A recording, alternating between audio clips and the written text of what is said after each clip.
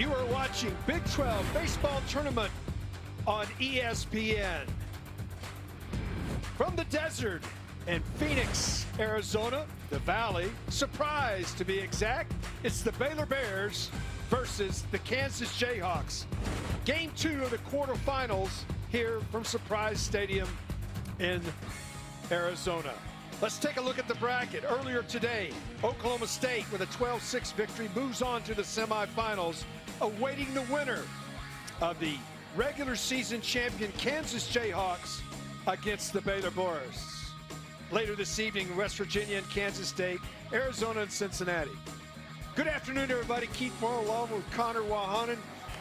Connor, when we saw the earlier games today, we saw a lot of offense. When you look at these two teams here with Baylor and Kansas, Kansas creates a lot of offense, especially at the top of their lineup. Yeah, they sure do. Tyson LeBlanc is first team all Big 12 performer, the only one on the offensive side for Kansas in that category. It's a Kansas team that it's a different guy that does it every game in and game out. That's the Jayhawks formula. And then on the other side, you look at Janusek, who has been an outstanding young freshman for the Baylor Bears. He's been that guy that has produced a lot of different things. Offensively, he hits with power. He can run.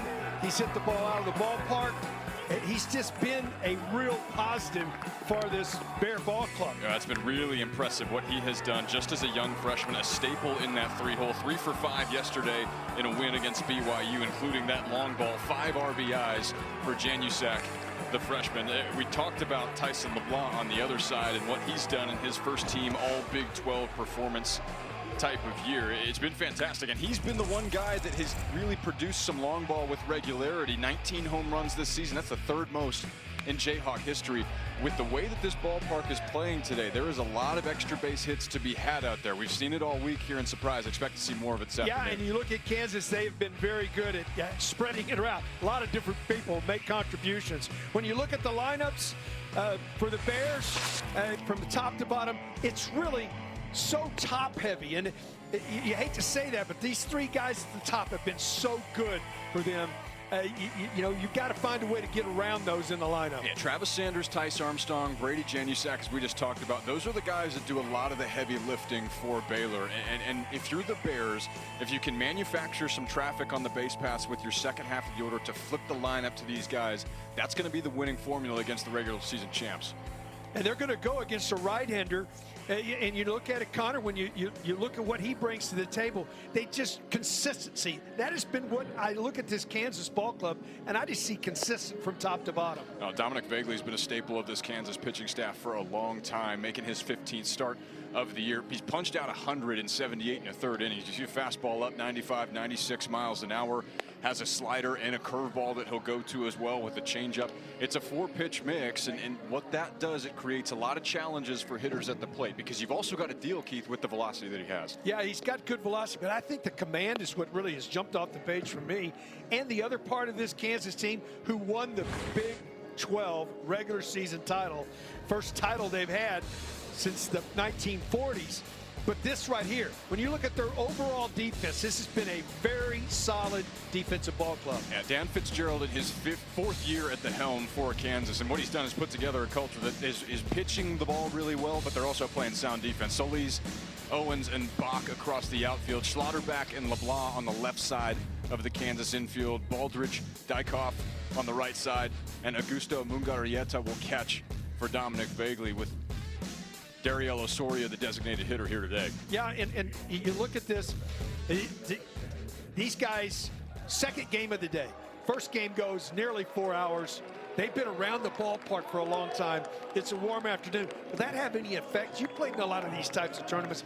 Does it have any effect when you're going to be over an hour late to get started from what you think you were scheduled to? I mean, maybe, but I think these guys, especially Kansas, the way that they've played and the culture that Dan Fitzgerald and this era of the coaching staff have created, they're playing really loose with a ton of confidence. This is a team that was at the top of the standings in the Big 12 regular season for almost the entirety. It was almost a wire-to-wire type of run for this Jayhawk team. And now, as they're poised to host a regional, they're playing with a ton of moxie right now. A really nice play to his left, and right off the bat, you see great defense. LeBlanc does a great job of going to his left. We talked about his offense, but how about that play right there to start the ball game against Sanders? And then the pick on the back end for Dykoff over at first base.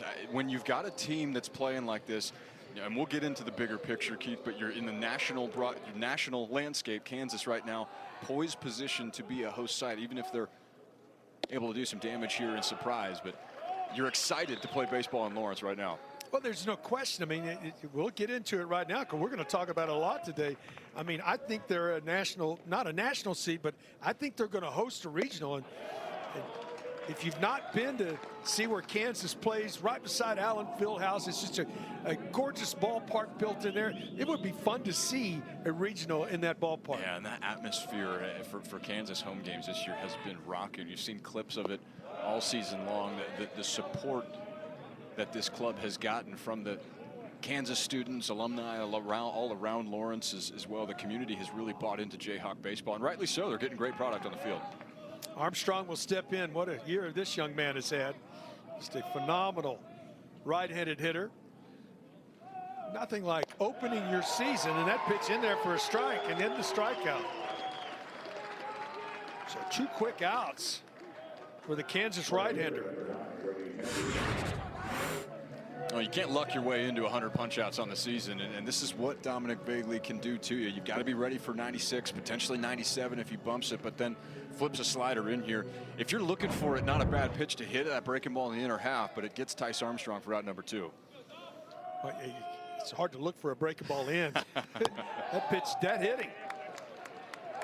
Janusak will reach first base. What a year he's had. The top 3 guys in this Bear lineup under the direction of Mitch Thompson have been really good all season. I see this one just leaking a little bit too far inside, gets away from Bagley. Looks like that maybe clips the jersey of Janusak. If you're going to get hit, it'd rather be a jersey than a body part. Sure thing. Reebok will step in. Pearson from the left side. There goes the runner. Swinging at the first pitch. You look at the Bears. Mitch Thompson, head coach in his 4th season. They're going to press the envelope. They offensively don't have a tremendous amount of power. Not a team that hits a ton of balls out of the ballpark. But they're going to try to force you. They have 93 stolen bases on the year. So they're going to run and run often. Yeah, anytime you've got an opportunity to try and get a runner into scoring position, Baylor's going to do it, especially with the top half of their lineup. Travis Sanders, leadoff man's got 24 bags. Brady Janusak, who's over at first base, he's 17 and 22 and has a big lead right now here with 2 outs in the first. Fastball in there for a strike. It's quickly 0-2.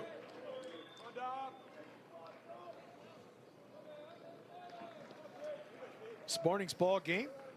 Oklahoma State Cowboys move on in this single elimination tournament to the semifinals. A little bit different weather conditions now here in game 2 of this 4-game day. Runners off, but a swing and a miss for the strikeout.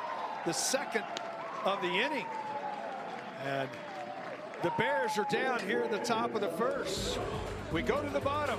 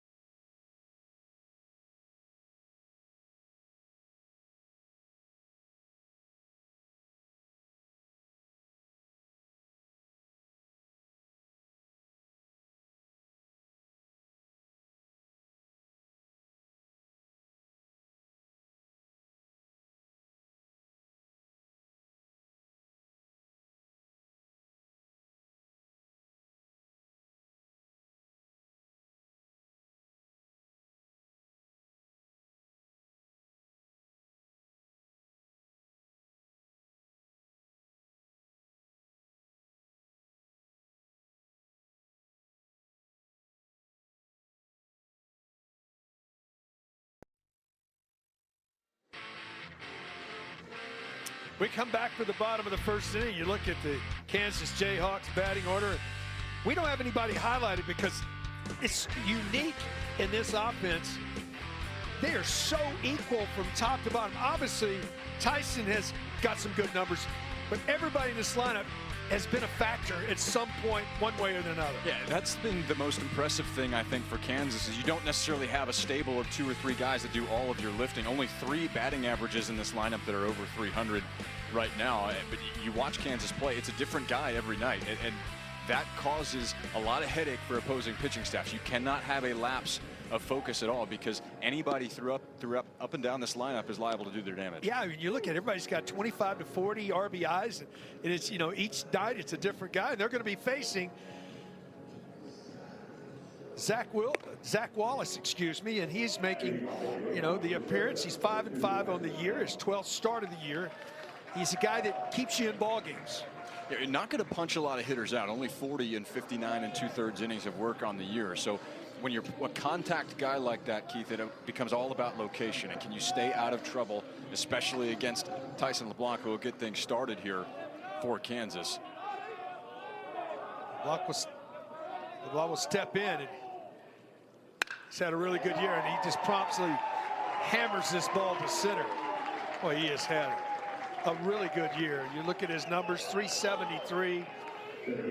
That's his 61st hit of the year right there. This is a team right now, walking around is very different from Kansas teams you've seen over the past decade or so. And they know how good of a season that it's been. And it's not arrogance at all, but it's confidence to know that, you know, you've gone through an entire regular season, clinching the Big 12 regular season championship, but now you're poised to make a deep postseason run if you're the Jayhawks right now. I think that they will play well here. I'm not saying they need to win today, but if they put themselves in great position to be a host. Chop, steps on first. The throw to second is in time. That is the hardest double play to turn. 3-6 after getting the force play at first base. And just like that, Armstrong does a really nice job here. This is really well executed, and you said it's the hardest double play to turn because there are so many moving parts. Not only you can see this window, that's a great look at it, that Tyce Armstrong has to throw that ball in there. He's got the umpire that's on the inside part of the baseline. You've got the base runner that's heading there in a small window to try and fit that in. It's like a screen pass that he's got to flip his hips to and throw to the outside. Yeah, and the other thing people don't give it a lot, shortstop's got to find the ball and make the tag. It's all the toughest there is. Now, you practice those every day, but very seldom do you actually get the opportunity, and Baylor executes it here. Baldridge will step in. Cade. Count evens at 1-1. Wallace is a guy, strike thrower. You know, you hate to say that about people, but there are certain people that just throw strikes in and out, up and down, change the speeds. Not going to overpower you, but as a guy plays defense, and you played a lot of defense behind pitchers, you love those guys that get it and go and throw strikes. And they keep you on your toes, and you've got to be engaged in the game as a defender. We've talked about how this ballpark here, Surprise Stadium, is playing. You're going to have outfielders that are well back. Good change the speed with a breaking ball. Comes up with a strikeout after the leadoff base hit. Excellent double play in the strikeouts. We're through 1. No score here from the desert.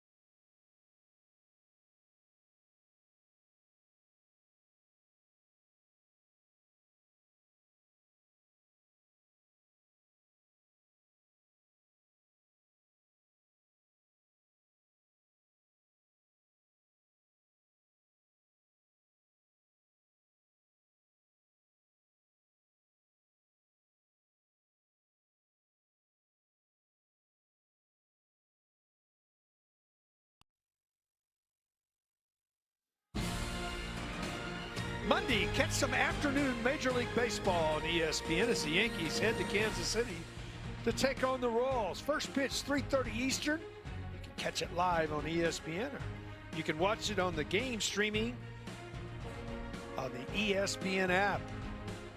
We go to the top of the second. Keith Moreland, Connor Wonhonen from Game 2 of this 4 games today in the quarterfinal round of the Big 12 baseball tournament. Surprise Arizona. 5-6-7 due for the Bears here. Clements will step in. The DH from the right side.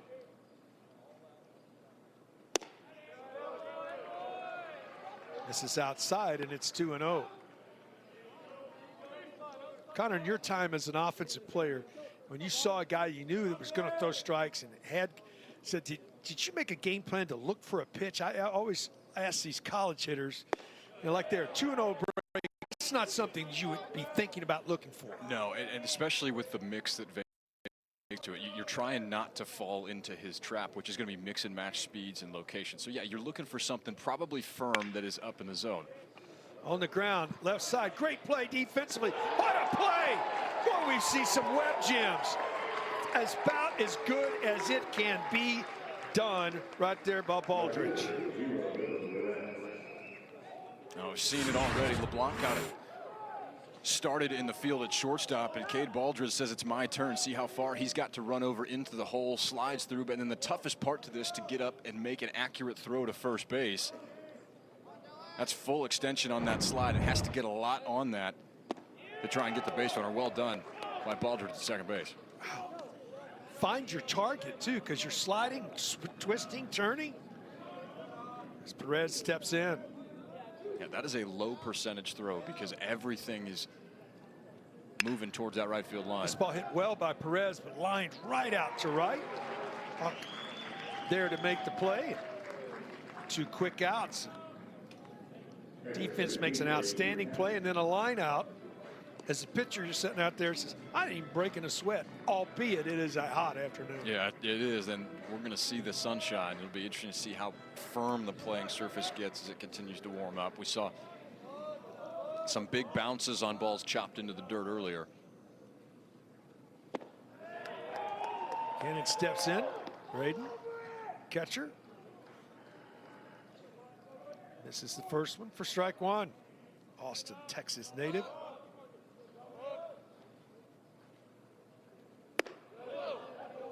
Up and in. Count evens at 1-1.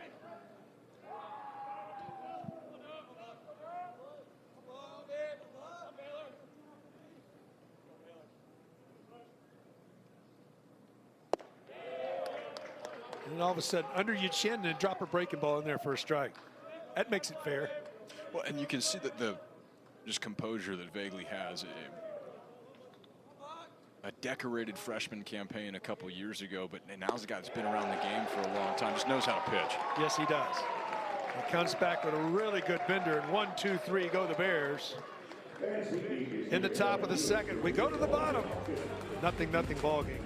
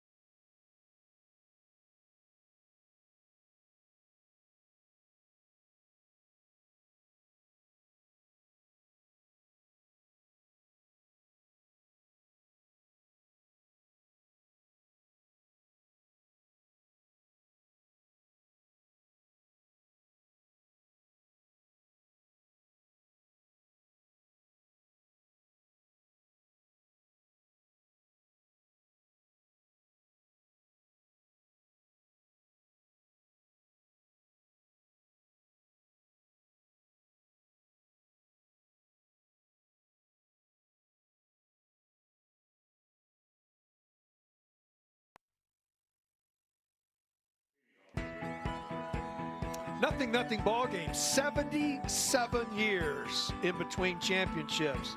2026, Big 12 champion Kansas Jayhawks. You have to go back, Connor, to the Big 8, 1949, last time Kansas won a crown in the regular season. Yeah, look at that. That is an awesome picture. The history.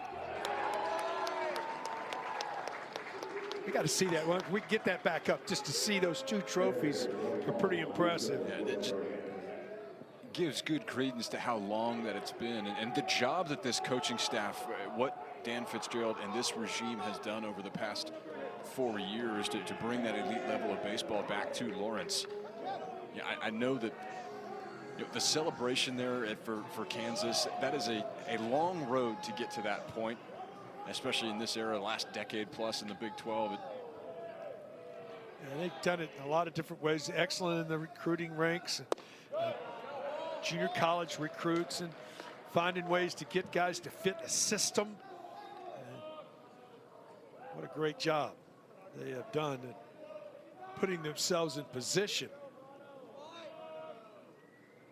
Another leadoff base hit here, and this ball crushed to left field with some carry. It's 2-0. Get out of town. That ball was crushed.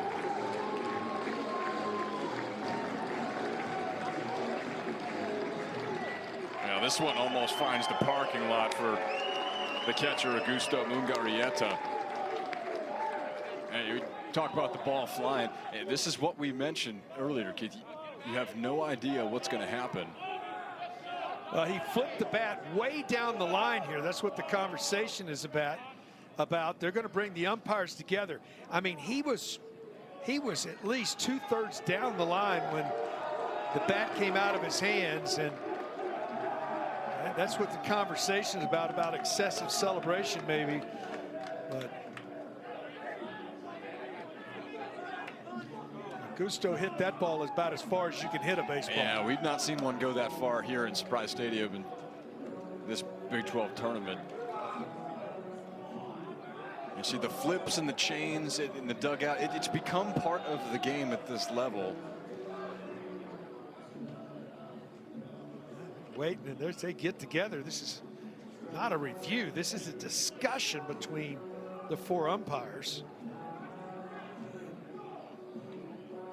All right, so after crew consultation, it's going to be a Kansas warning, bench warning for unsportsmanlike conduct. Okay, that goes for all types of unsportsmanlike conduct. Not sure what is. They're not going to change anything. Now, Mitch Thompson out to find out the explanation as we get a chance to see what we were talking about. He absolutely crushes this, and he's holding onto the bat down the line, and he is nearly 2/3 down the line and then flips the bat. And you see, he is almost way down the line.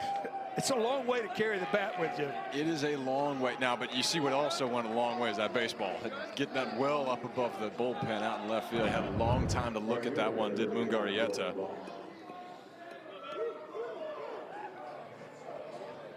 And that was a bench warning that was issued to Kansas for excessive celebration. So something to monitor the rest of the way. But at least for the time being, 2-0 lead for the regular season champs. 3rd hit of the ball game. First extra base hit as leaves the park. Wallace comes right back with a strike. Bears down 2-0 here.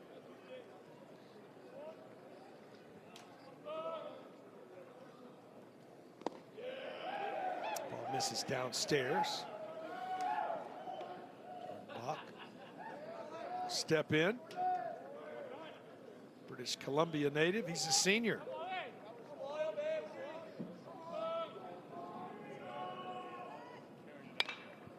Popped up left side. A lot of room in foul territory, but this gets back out of play.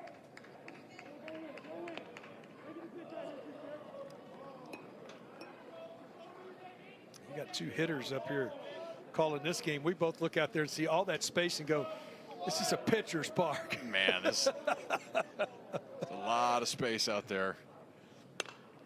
Back off the. I like the dugouts and the sidelines being about 5 foot off the baselines. I don't want any foul territory.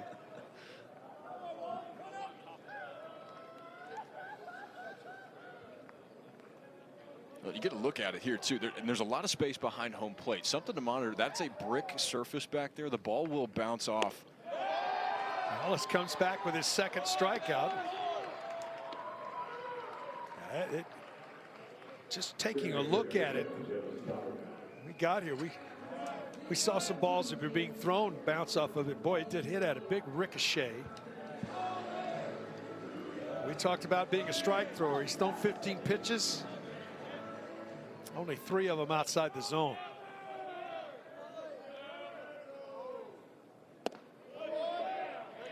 Slaughterback will step in. Third baseman.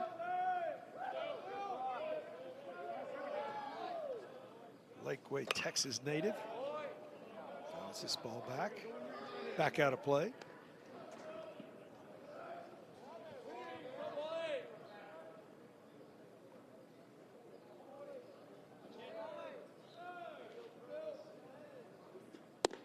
Slider misses outside.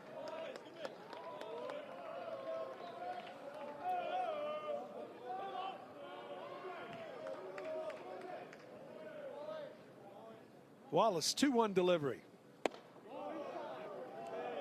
Misses with the fastball. Hitters count now 3-1. I saw that swing on the foul ball earlier. This is one I think if it's in the hitting zone, you're going to see a big cut from Slaughterback. Downstairs, something Wallace doesn't do very often. With the 1-out walk.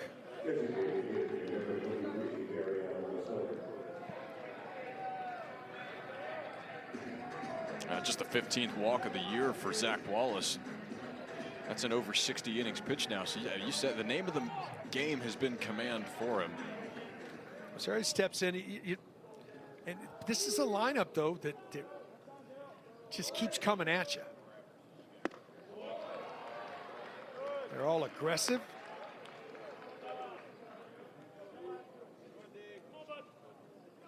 From the Bronx, New York.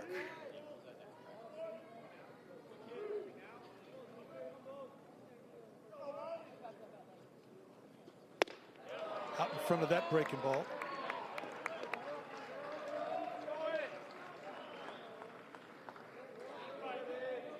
And it's quickly 0-2. To the DH.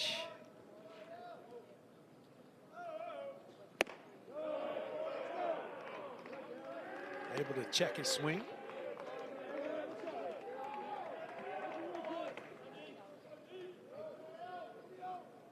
Still up 1-2 here. We've seen him go to slider away. I wonder if he tries to get that chase outside the zone. Went for a breaking ball. Bobbled. This is going to lead to a base runner.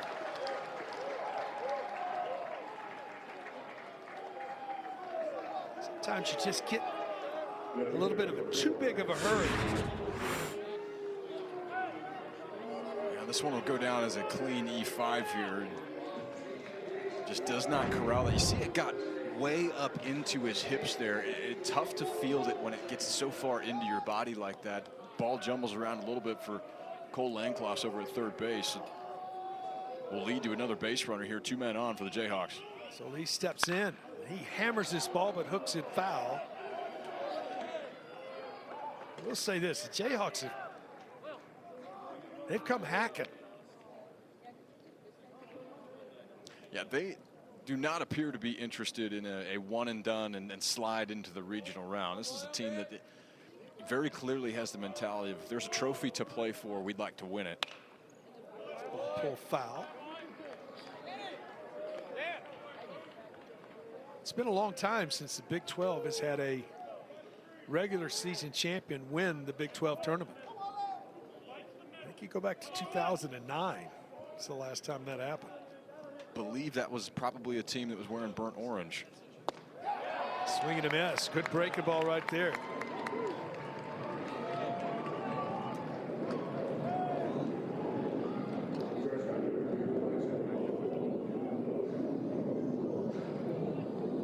That's a nice job making an adjustment there for Wallace. Goes to a breaking ball, gets another punch out. Talked about how he's not a guy that necessarily racks those up, but already his third of the day on the mound here. Yeah, Kansas on the season hits 323 with runners in scoring positions. That's a phenomenal number as a team. Now back to the top of the order. And if you're not going to live and die by the home run, like we've seen some of the slug numbers that Arizona State has, that Oklahoma State has, you've got to be able to come through in those RBI situations. Absolutely. And that's what this Jayhawk team has done all year. Wallace a pitch away from limiting the damage to 2. See if he can get that done. 30th pitch of the ball game coming. Ball hit well to center, but playable, put away by Johnson. But game changed on one swing. 14th of the year for the catcher, Mungarieta. 2-0 Jayhawks heading to the third.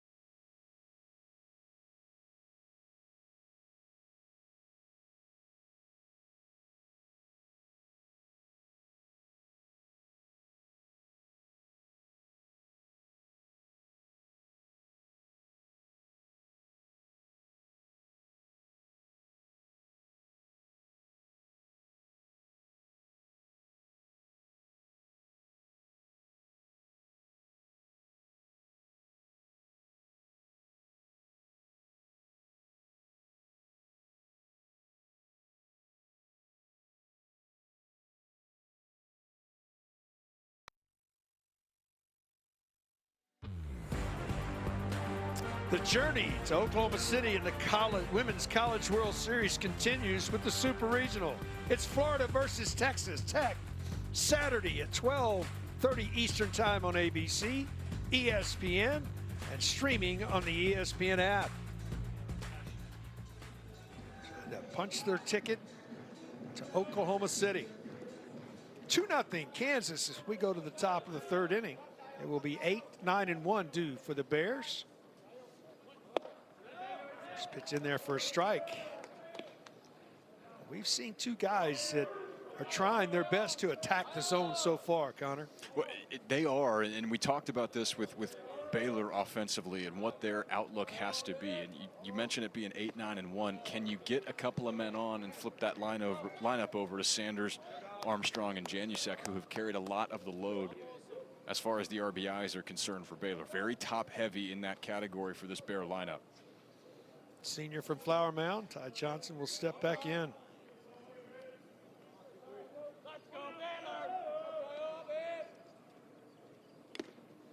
Gets a piece of it, fouls it off. Remains 1-2.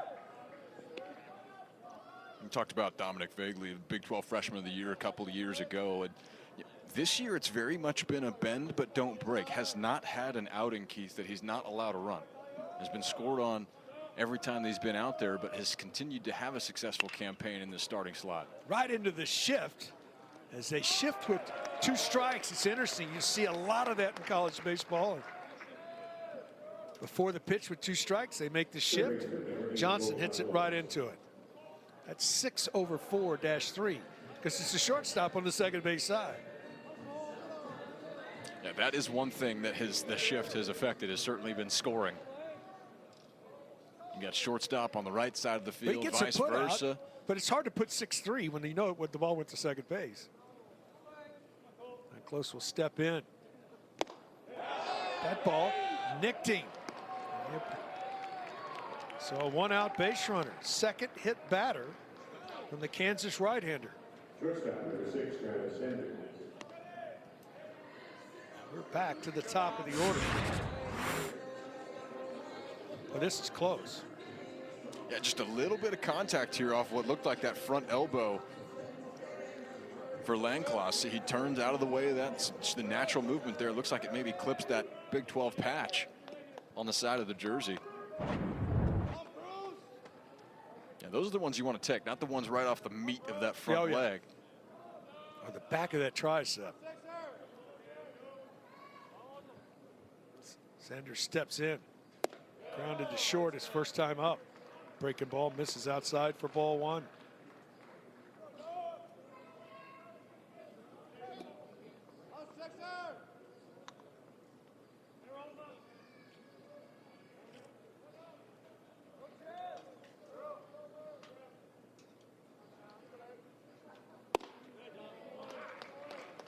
Fastball in there for a strike.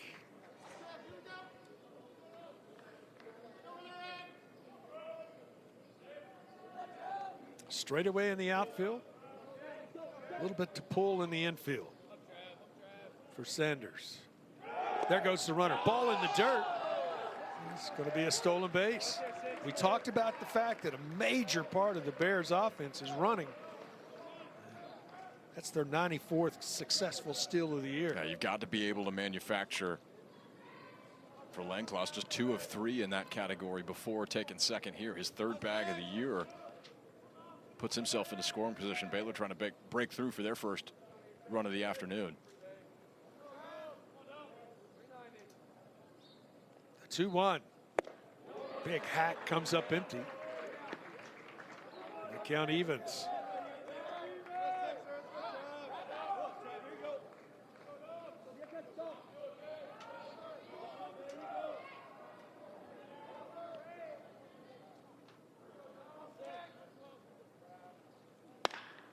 On the ground, could be a tough play. Got to hit a pitcher on the run. What a nice athletic play.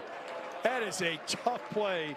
Running away and reach down behind you and not only catch it, but find the bag as well. Yeah, this does not look as complicated as it is in real time, and especially for Vagley on the mound.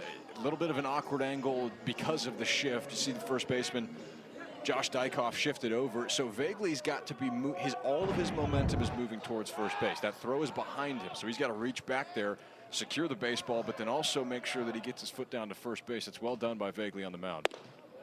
Armstrong will step in and take a high fastball. First time you've seen the Bears this season, folks.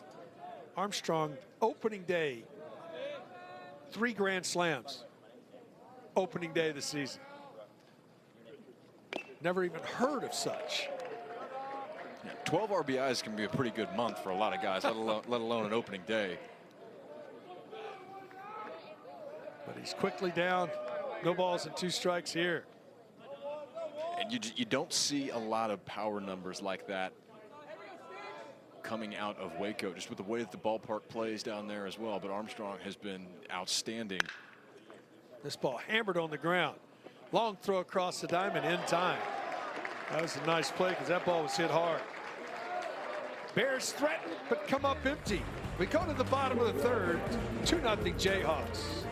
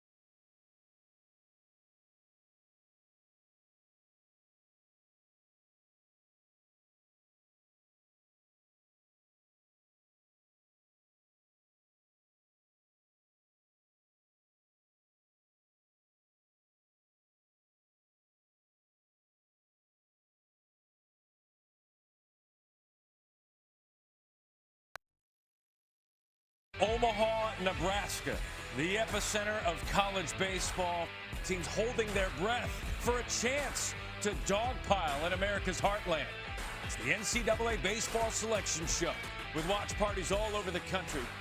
Let the road to Omaha begin.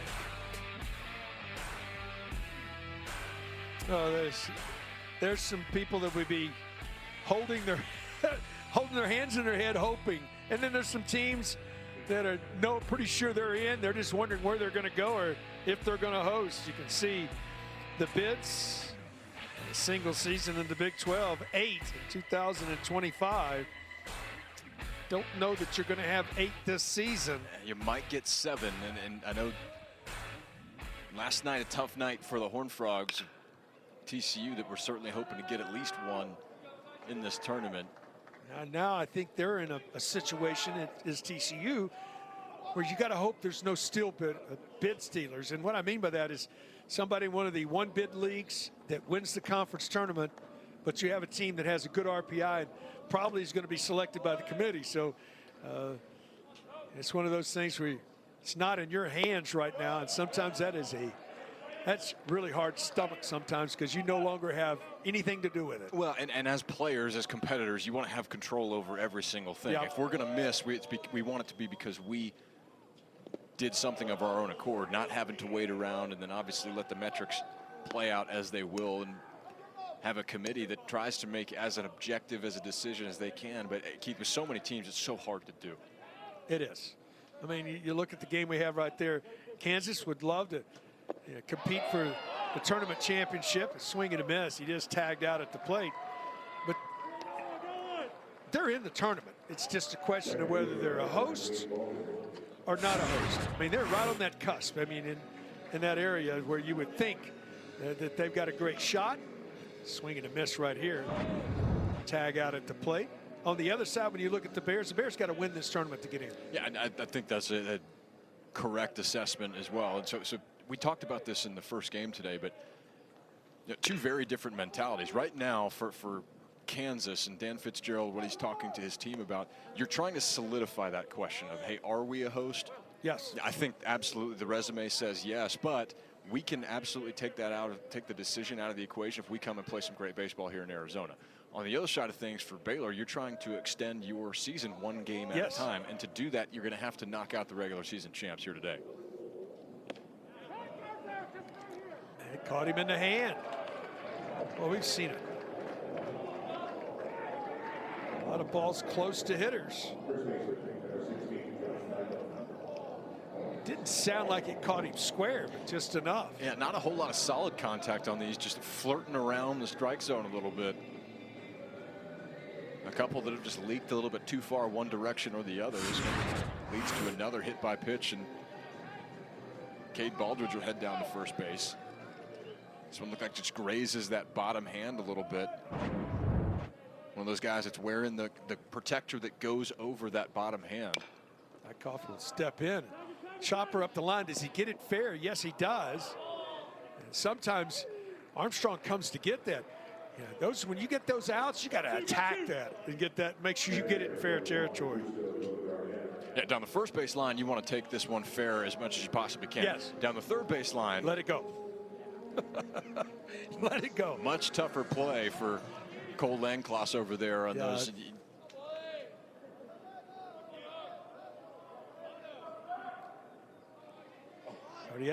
Ungarieta hit that mammoth home run, and we had the discussion after he carried the bat with him in the long big back flip right before he got to first base. Steps back in, but hit it a ton to left field for the only runs of the ball game. Breaking ball. Nice play by Buchanan. Picked that one.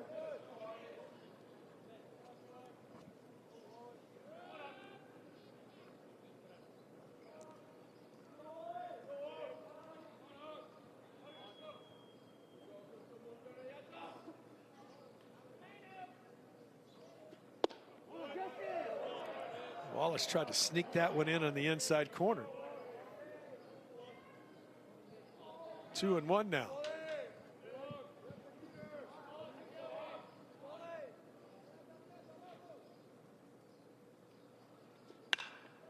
Off of the hands out to right.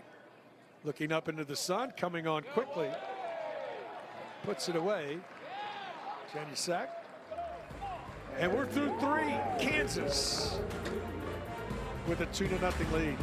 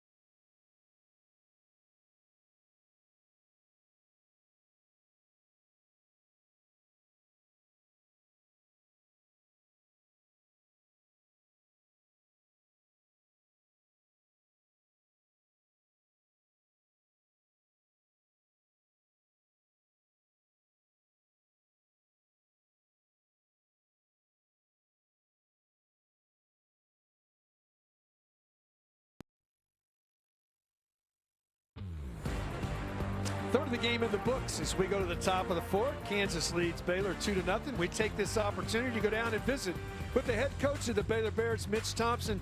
Mitch, when you look back and you look at what your team's done to get to this point, you know you've probably much got to win the tournament, but y'all really have turned your corner a little bit, playing much better ball down the stretch. Been playing good baseball here lately, swinging the bats, pitching, making plays on defense, no question. We've grown up. When you have as many at-bats and as many freshmen in the lineup as you have, it takes you a little while, and these guys have really competed hard, and we've had great leadership from our older guys. Coach, trying to get something going against Dominic Vagley on the mound. What sort of adjustments need to be made here second time through the order? Well, we got to simplify. We better get on a fastball. This guy, you know, you're only going to get a pitch to hit. You ain't going to get many. So this guy's good. He's we've had fits with him the last 2 years. I hope we don't have another fit with him the rest of this day. Mitch, thanks for time for visit. We'll get you back to work. I appreciate you guys. Thanks. Mitch Thompson, the head coach for the Bears. Janusak will step in. Skied in the infield. Tough play, looking up into the sun. Puts it away. A little breeze blowing it around a little bit. All right, were you a guy that wore glasses? Always loved this question. Or did you ever use the flip downs? I used the flip downs more maybe as a 10, 12-year-old because you thought they were the coolest thing in the world. Yeah. But practically, I ended up going to the sunglasses, particularly playing the infield. I didn't like it a whole lot when I was playing outfield, but as an infielder, especially as many putouts as you're going to have playing first base, I like to have the sunglasses on in a day game. Now, I had a custom pair made for me to play right field at Wrigley Field in Chicago. Trust me, you needed flip downs. Because if you put your glasses down, you had such a reflection with your glasses on, so you're better off when to flip them down as soon as the ball was hit. Pitch in there for a strike. Yeah, there's certain ballparks, certain times a year, too. Yes. It just you get caught in between where you could make the argument that you would want the sunglasses, but then you put them on and it's a little bit too dark.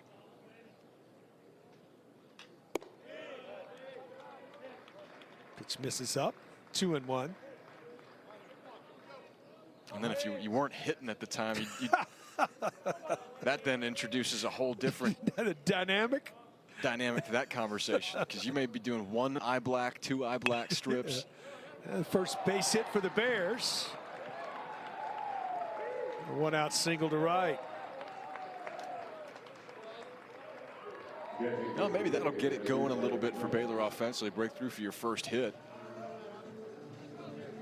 It's a third base runner of the day for Baylor as well. 2 hit by pitches in the ballgame. Now add the single to it for Pearson Reebok. had a base runner all but the second inning. Reebok will step in. Or Reebok gets the base hit. Clint steps in. He grounded to second his first time out. Outstanding play to get him out. Well, not surprised to see a pick over too. A 12 for 12, still stolen bases on the year for Pearson Reebok. Another one of those guys. You said it earlier, but as far as pushing the envelope goes, you're going to see it from Baylor to try and muster up some offense here. Good fastball outside corner. You can see he's a veteran guy with a ton of innings under his belt at the collegiate level. His patience and his mound presence is exceptional. Very calm and looks completely unbothered as well. First hit of the ball game. Okay, goes into his scripts and his routines with the runner on first base. The thing that's been interesting today, the velocity has been a shade down from what we anticipated a little bit, and you don't know if he's maybe trying to get a little bit more movement on that fastball. Seen him try and run it inside on right-handers. Good pitch there, though. Tied him up inside. Efficient. The word efficient that was his 40th pitch.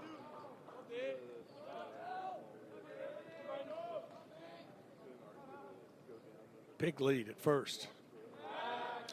Yeah, it's a tough conversation because you get into that game of chess, and with a guy like this, you as successful as he's been, you heard Mitch Thompson just say it, has given the Bears fits the last couple times they've seen him. So you want to try and drive his pitch count up, get him out of the ball game. But in doing that, you expose yourself where you're later in counts, having to deal with the secondary stuff that he has, and it's a much harder at bat. So you're trying to find that line in the middle. Yeah, and then to add to that is he's been so efficient in the ball strike ratio that if you take a pitch, it's been a strike.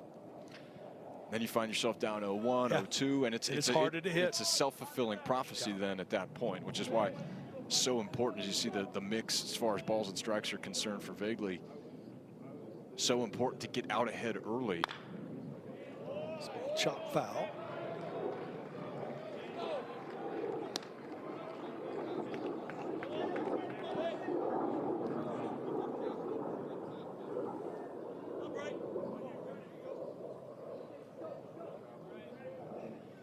The count remains 0-2.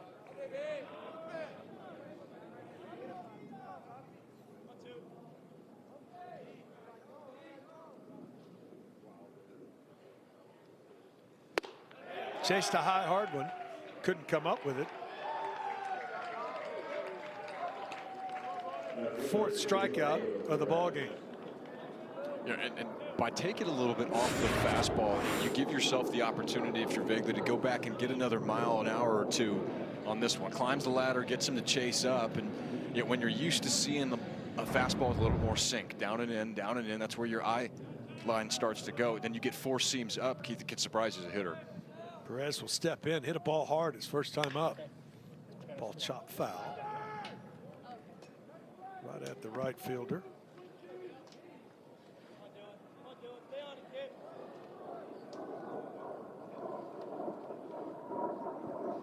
Very few three-ball counts. He's just filled the zone up.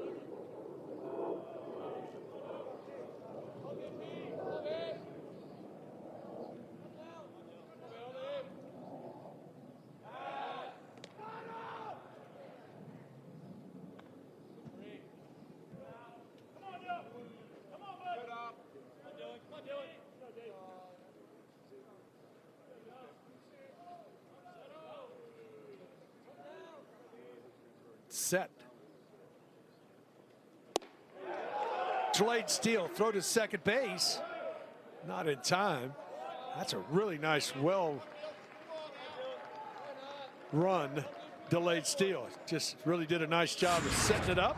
Yeah, it's tough to do it well because you've got to get the timing right on this. You see a couple of shuffles for Reebok over at first base, and then you're taking off here. What you're looking for is for the catcher, Mungarieta, behind the plate to get caught trying to frame that baseball, maybe take a strike that's out of the zone, and you catch the defense off guard. That's well done by Baylor. Swing. Ball in the dirt, tags him out, and that ends the inning. With the fifth strikeout of the ball game. We go to the bottom of the fourth. Jayhawks out front 2-0.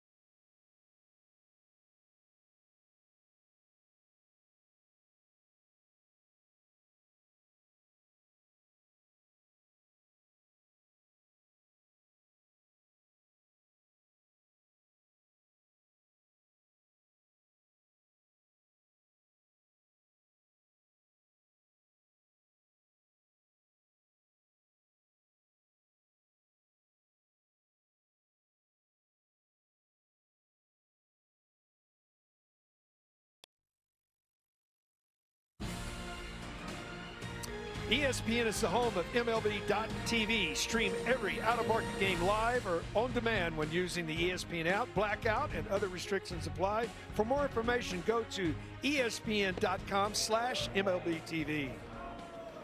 We go to the home half of the fourth. 2-0 Kansas here. First pitch from Wallace in there for a strike. Keith Morrill, Connor Wahanen. Glad you're with us. Game 2 of 4 here today. The quarterfinals in this single elimination tournament. You win, you move on to tomorrow. The winner of this one will take on the Oklahoma State Cowboys, who advanced earlier this morning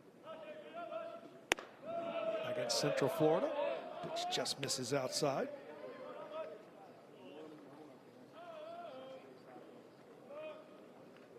Buck steps back in. Strikeout victim his first time up. Breaking ball misses downstairs. Other than one pitch, Wallace has pitched very well. Yeah, he's doing a really good job right now of hanging around in there. Yeah, you take off the home run that was allowed to deep left field. The scoreboard maybe looks a little different, but navigating this Jayhawk lineup pretty cleanly right now. Not a guy, again, as we talked on, that has a ton of strikeouts on the season relative to his innings pitched, but he's picked up 5 punch-outs here today.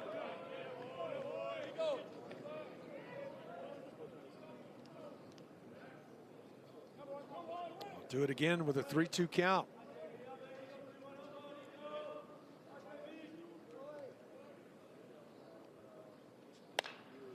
Off of the fist. Tough play, looking up into the sun. Going over. Going back. Reebok able to make the play for out number 1. So a nice job right there. Forcing the batter to swing the bat and getting it out. No, it's okay.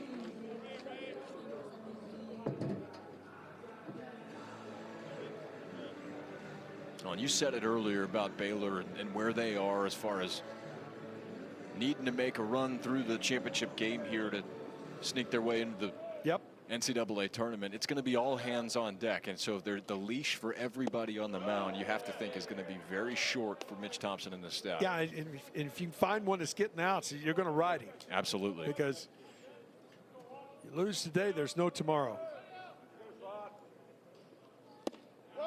Just misses outside. Yeah, you're not worried about setting up tomorrow's game or worrying about the championship. You deal with that when you get to that point. You've got to survive and find a way to make it through this set of 9 innings here today. Back takes that pitch for a strike. Walked his first time up.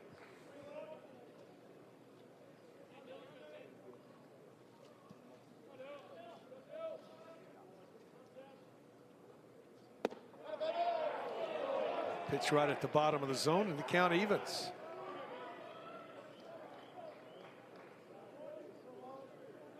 You played in a lot of games. I played in a lot of games. When you see this, when you see your opponent's pitcher, ball on the ground, across the diamond, does get the out. But when you see you're going to the mound and you see your opponent pitching as well, you got to match that as a pitcher. You got to match that intensity and say, I know I can't give up any more if I got any chance for my team to win. Yeah, and especially with what Baylor's trying to figure out offensively. Obviously, just the one hit through 4 innings here so far. You know, for Wallace, if you can hang around and just keep him in it, you give yourself that chance. We saw how quickly runs can get put up in this conference, and that's everybody top to bottom. Now, it may look a little bit different, right? Baylor's not going to sit there and slug the same way that Oklahoma State will. But the runs can come in droves. In fact, you've got to keep it close for that reason. You never know which run's going to be the one that separates it. Just misses there.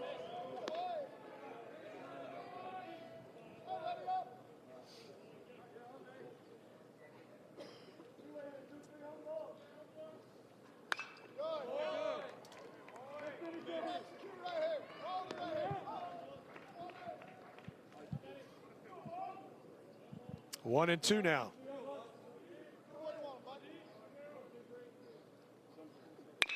Chopped on the ground. Cross the diamond. 1, 2, 3. Go the Jayhawks. Here in the fourth, we go to the top of the fifth. 2-0 Kansas.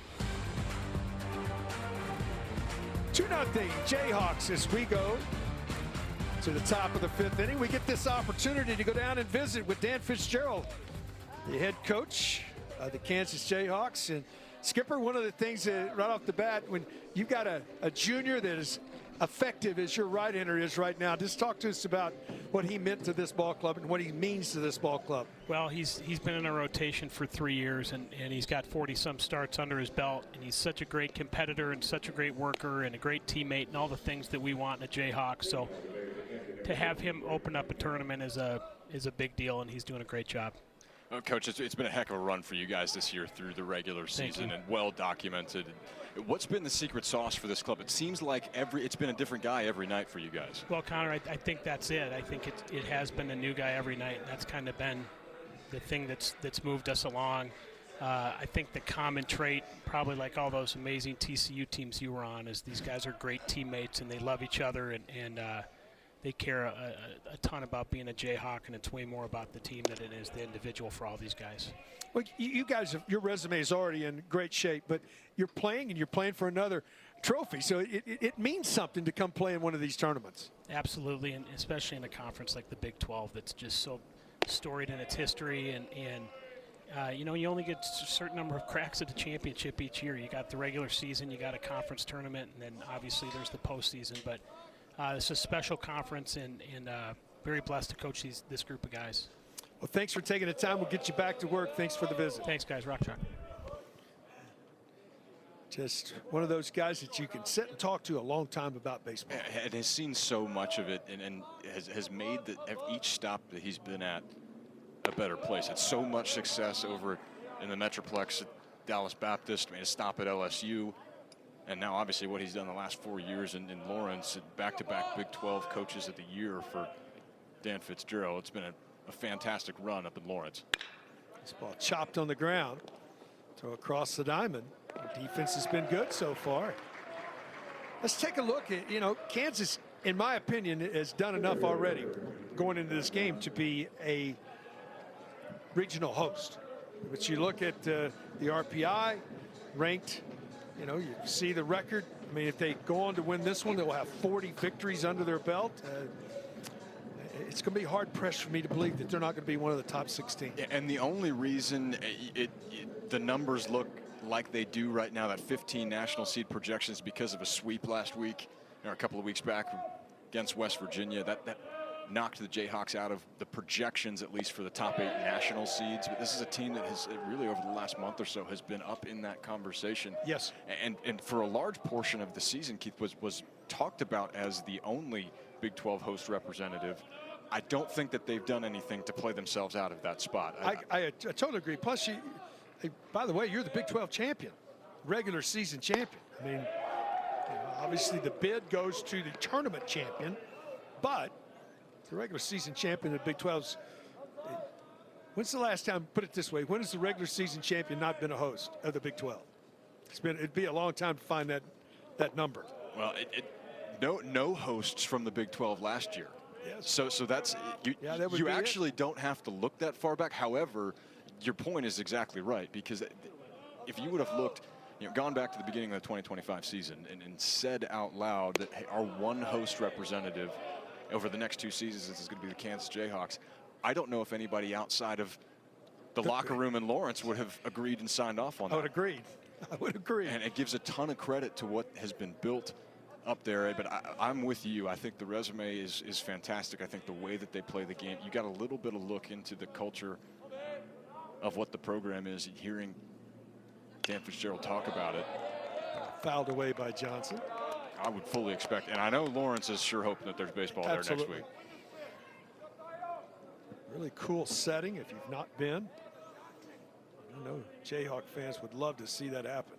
It will be hopping if that's the case. Ball hit on the barrel, but playable to center. Owens over a few steps. Puts it away for the second out of the inning. Kloss will step in. Was hit by a pitch and stole a bag his first time up. Boy, that is efficient. Yeah, I'd be smiling too if I was 41 out of 57 in the strike category. Just that is comfort on the mound at its finest, and a guy that is very comfortable in how he's going about his business. It's sort of a stress-free environment. I mean, and pitching is not stress-free.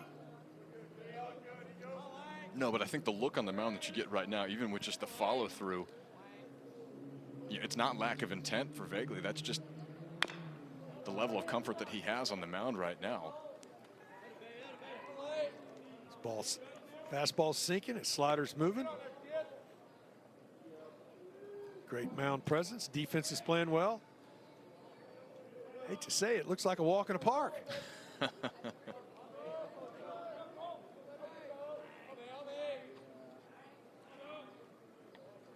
The 1-1 downstairs.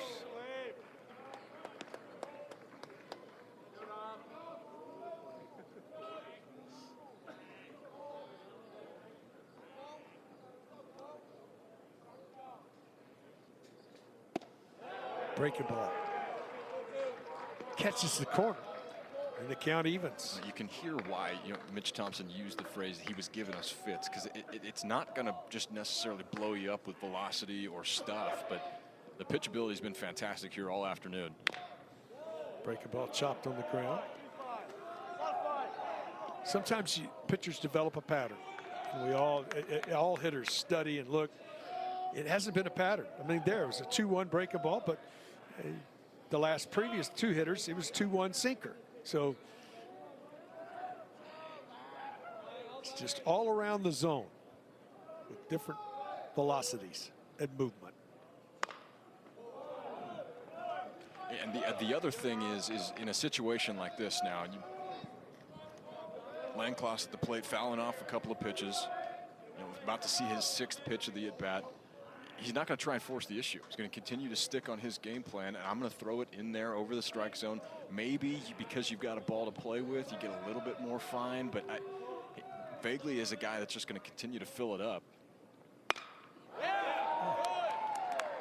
Muscles it to right field. Second hit of the ball game for the Bears. Get back to the top of the order. Nice job right there. Just staying inside it, muscling it to right field. And when you're throwing that many strikes, that's going to happen every now and then. But as you're moving through these innings, you're not racking up free bases. You're not filling it up with hit batters or walks. You give up a single with 2 outs here. Be able to just get right back to your game plan if you're Vagley. On the top of the order, 3rd time through the order now as Sanders will step in.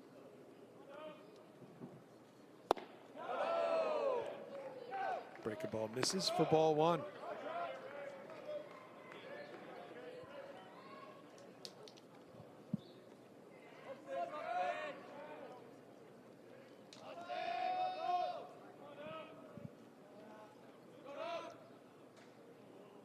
The 1-0. Breaking ball hit on the ground. Going to have to go across the diamond on the run. Just in time. Outstanding play. LeBlanc does his job. And out of the inning are the Jayhawks. We're halfway home. 4.5 in the books. Jayhawks lead it 2-0.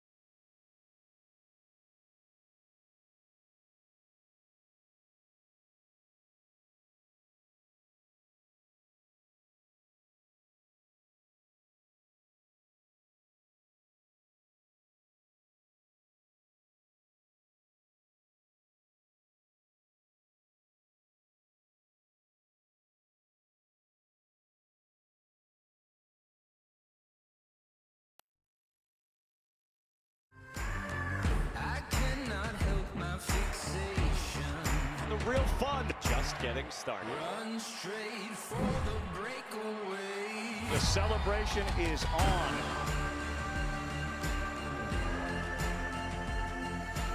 Never met a player who got the opportunity to go to Omaha to the College World Series. Didn't think it was a experience of a lifetime, and I know you're absolutely the same. Yeah, it was a once-in-a-lifetime experience that I feel so blessed to have gotten to do 3 times in the time.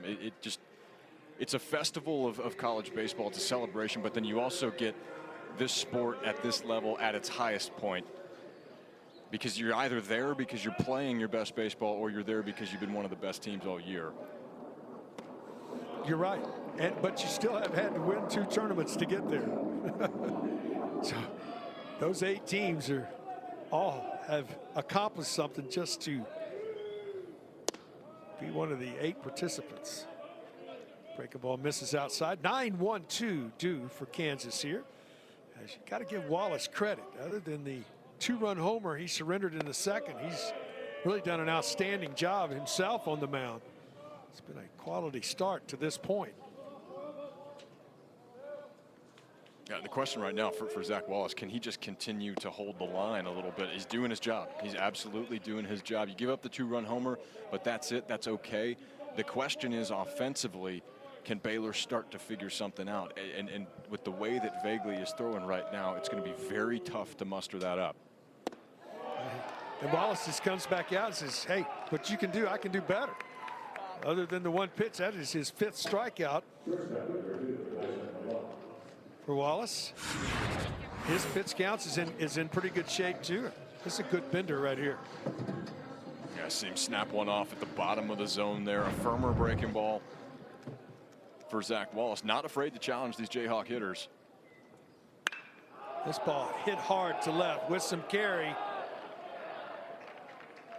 Get out of town. Mistake with a breaking ball. And the 17th of the year for Tyson. 3-0 Kansas.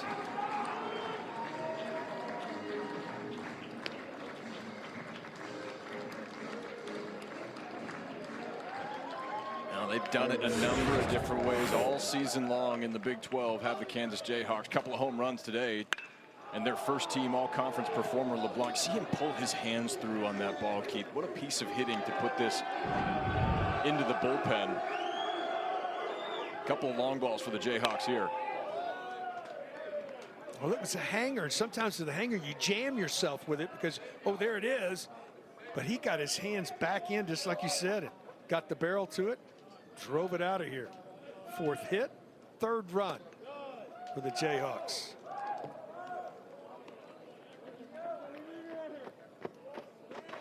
It wasn't very much celebration as there was the first time. Yeah, I'm paying attention to that warning from earlier.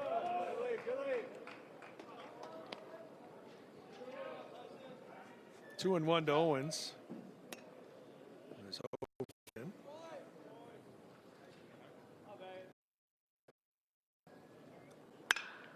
This ball hit hard to left field with some carry. Back to back, get out of towns.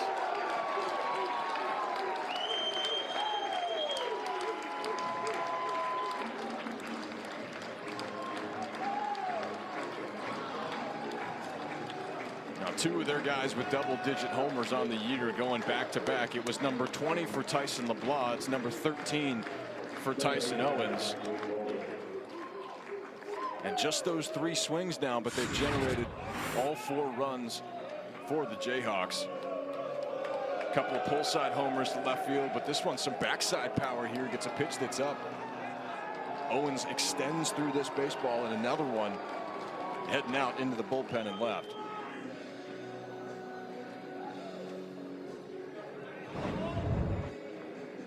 Wallace had been really good up to that point. Next two mistakes. All four runs off of homers. Bullpen starting to get active for the Bears. Got one out here in the fifth. This is when it starts to get a little contagious offensively. You get that long ball virus. You've seen three of them fly now, and if these pitches start to continue to stay elevated a little bit, you start to see these Kansas hitters continue to be aggressive. 4-0 now.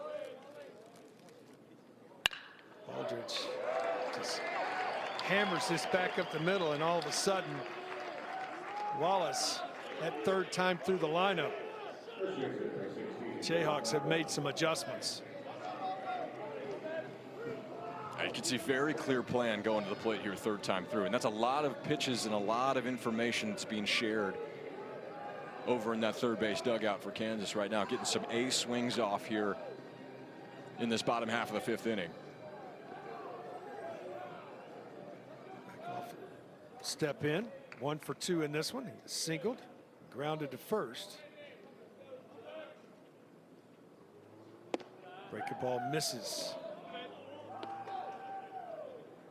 Double barrel action. Actually just a left-hander throwing, a right-hander working a little bit, loosening his arm. Left-hander is up and throwing with a purpose. Backdoor breaking ball, nips the corner. And it's 1-1.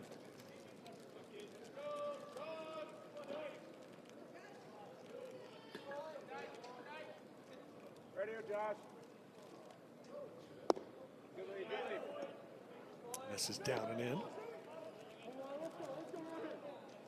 Oh, we said it earlier, but the leash is probably going to be pretty short for anybody that's on the mound here for the Baylor Bears because of what they're playing for. The stakes as high as it could possibly get for Baylor today. Dykoff out in front of it. Fouls it off. It's 2-2. Stahl is the left-hander up in the Bear bullpen. And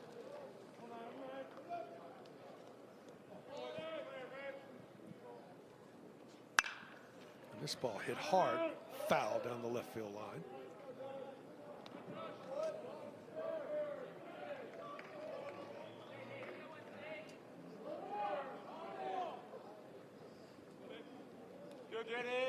All the fans trying to find the shade here today. As quickly as they can.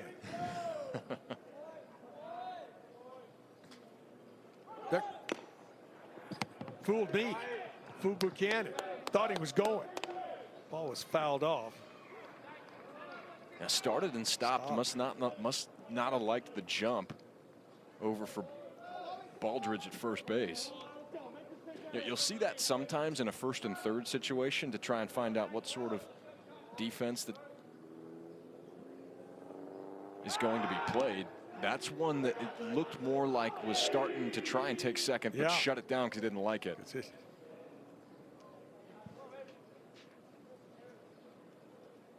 I'd have left a skid mark with one of those cleats. Said, I better throw the brakes on. He's definitely got Wallace's attention now.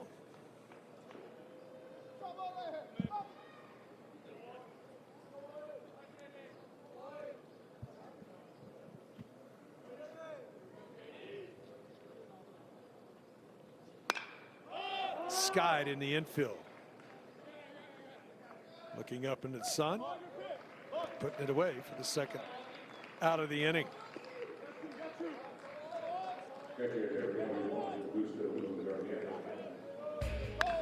In the second inning, scoring started with one huge swing of the bat. Yeah, and it was the biggest swing that we've seen of the day. The first of a few home runs now for Kansas. A two-run shot for the catcher, Augusto Munguarieta. It was his 14th of the year, and RBIs number 43 and 44 for him.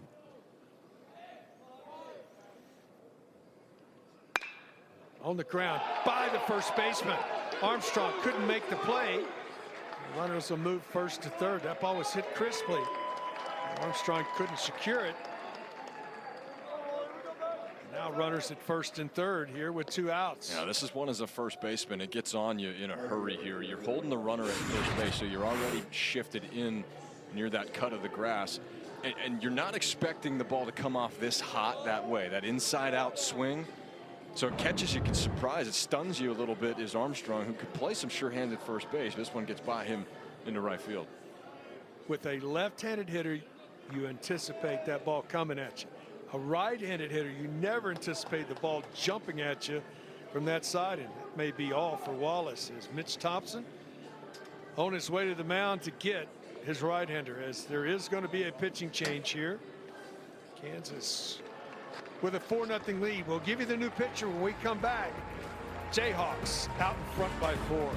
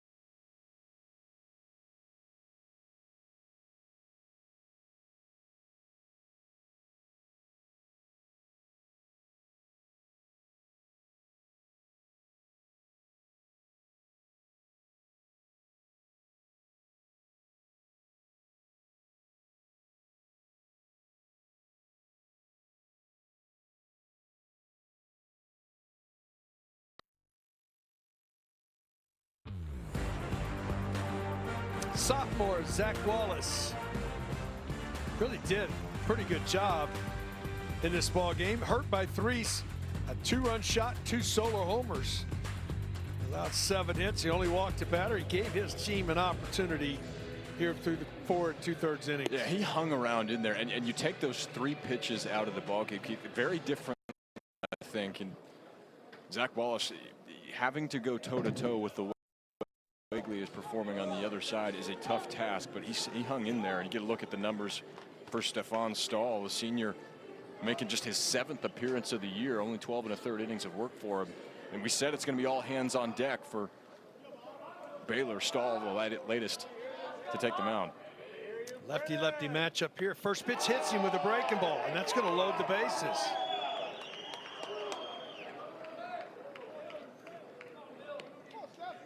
It's behind a slider, backs up, and all of a sudden, Jayhawks have them loaded. Yeah, that's exactly what happens. Just not around it enough in order to bring it back over home plate. You see a big looping curveball there, not a whole lot of velocity on that pitch, but trying to bring it back over the plate. 73 miles an hour.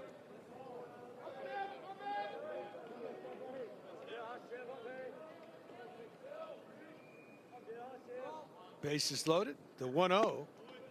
Change up in there for a strike.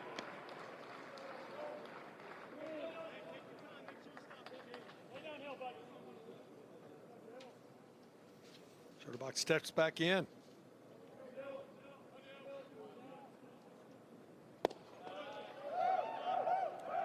Just misses inside. Now ahead in the count. It's a big out. Bears want to stay in this ball game. They need an out right here. Upstairs. 3-1. Now, so far the damage has been limited to just the 2-run home run and a couple of solo shots, but where you've got this amount of traffic on the base pass is when it can start to snowball a little bit. Fastball in there for a strike, and it's a full count. Runners will be off with the pitch. Advantage, Jayhawks. Runners will be moving here. 8th batter of the inning. Set. The payoff. Just misses the outside corner, and that walks in a run. 5-0 Jayhawks.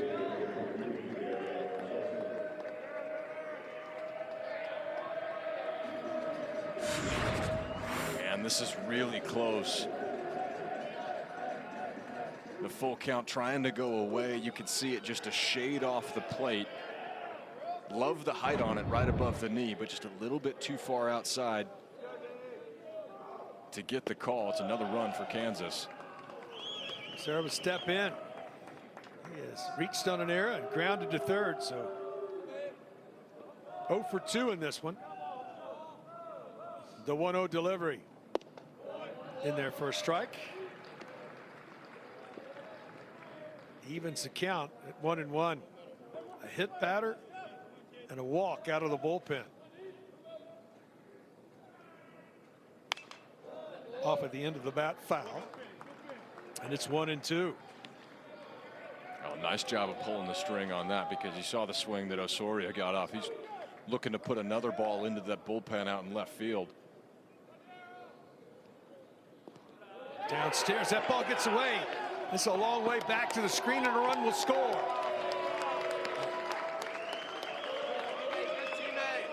Connor, you mentioned it is a ton of room behind home plate here. A wild pitch moves everybody up 90 feet. And anything that just squirts away like that is not in danger of ricocheting off of that brick backstop that you see back there. This one is in the dirt. Braden Buchanan gets a little bit of it, but this is a long way for him to run. You can see that run comes home before he even makes contact with the baseball. Bears have the bullpen up again, and right-hander starting to throw. This thing's slipping away here. 6-0. 2 runners in scoring position with 2 outs and a full count. Swing and a miss out of the inning. but not before damage done by the Jayhawks. Now back-to-back at the top of the lineup for Tyson LeBlanc and Tyson Owens. 6-0 Kansas here in Surprise.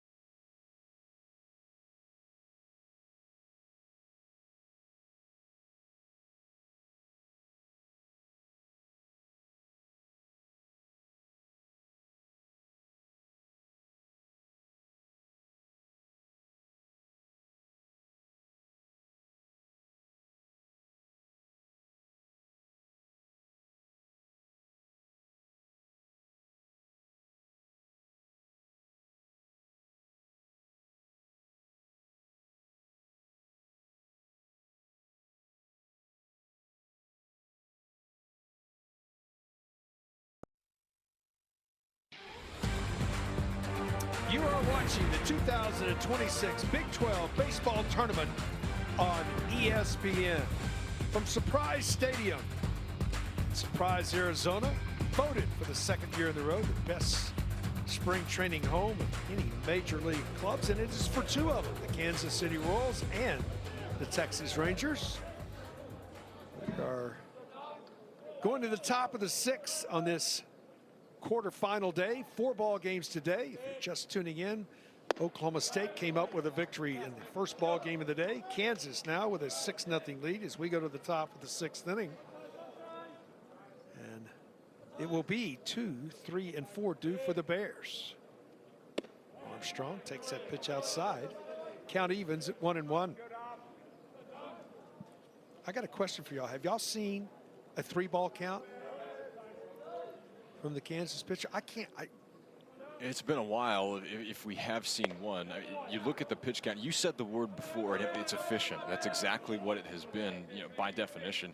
18 pitches in the 5th inning for Dominic Vegley was the most that he had in any one inning by a wide margin. This ball skied to center. Under. First out of the inning. So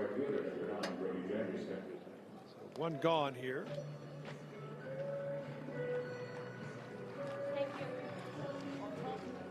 They have a new left fielder. We will get to that as we figure out who that is. Janusak will step in, hit by a pitch, and pop to short. Yeah, you got to look there at Savion Flowers out there in left field now for the Jayhawks.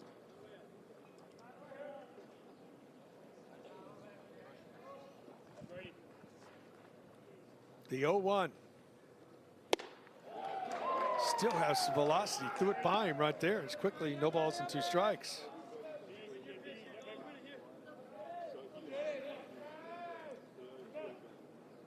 No 3-ball counts in the ball game for the Kansas right-hander. And he went around. 6th strikeout of the game. What a performance. You're getting a look at what it means to pitch right now. You saw him go back and get 95. He has it in there when he wants to, but we've not seen it but more than a couple of times. And then he snaps this off down and away. But how good Brady Janusak has been, carried a lot of the load for Baylor offensively. A big game yesterday. Vegley picks up his 6th punch-out of the day. This is a master class in pitching right now for the junior. Yeah, it's just great mound presence. He's got a great rhythm. Get the ball and go. Get the ball and go. changing speeds and throwing strikes.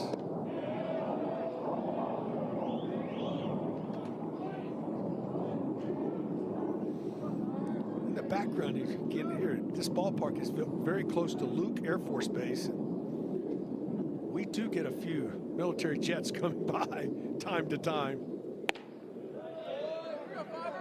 They're not afraid to announce their presence either. No, they're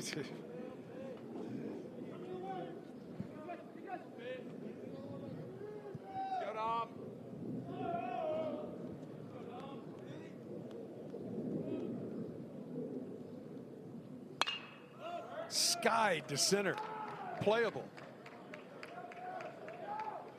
And a 1-2-3 quick inning here in the sixth. So we go to the bottom of the sixth inning. Kansas with a 6-0 lead.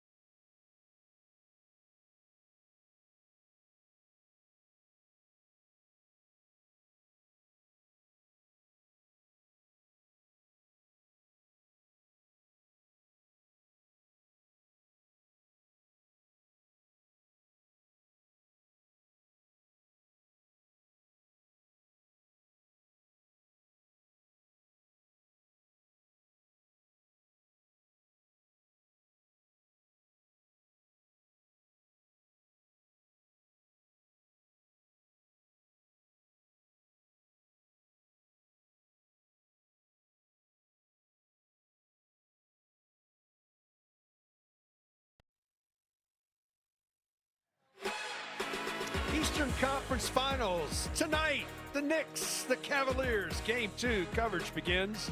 NBA tip-off at 7 p.m. Eastern. Then the game at 8 p.m. Eastern on ESPN and the ESPN app. As we go to the bottom of the sixth inning, 6-0 Kansas.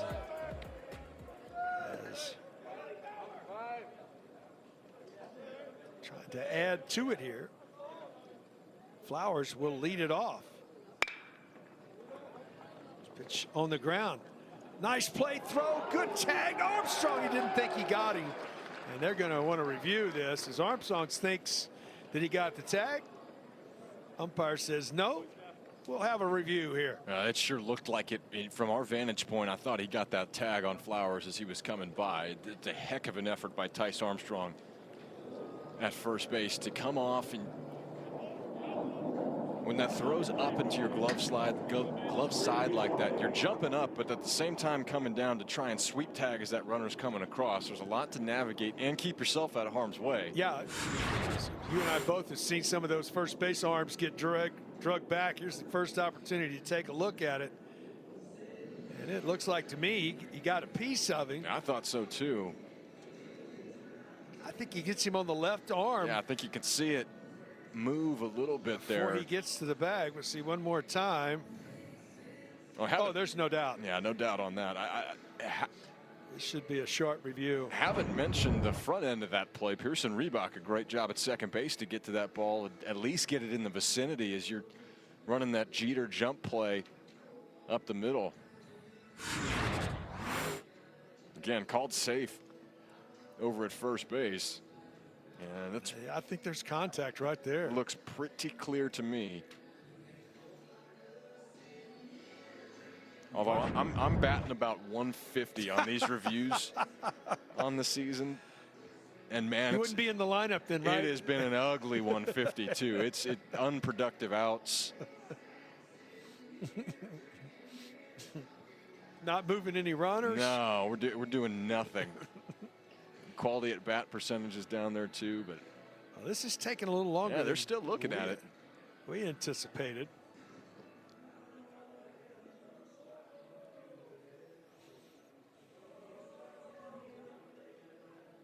I said it before, but the mentality for Kansas right now, you're trying to leave absolutely no doubt at all. And I have to think the message from Dan Fitzgerald, what do you say to your team that won the regular season? We'll see what the umpires say here. He is out at first base, so it will not cost the Bears a review. He goes 4-3. A chance to look at it again. It just looks like he made contact right there with that left arm. Yeah, it sure does. A great effort by Tice Armstrong. Saw him have to reach up and with the jump and then come back down to get the tag with as fast as Flowers is moving. Yeah, but I have to think the message for Kansas right now, it's almost like if you can tell your team that there's a committee out there that is looking for a reason to take you out of a host spot. Let's leave no doubt here to motivate your team through the next few days. Well, they've got a marvelous performance on the mound.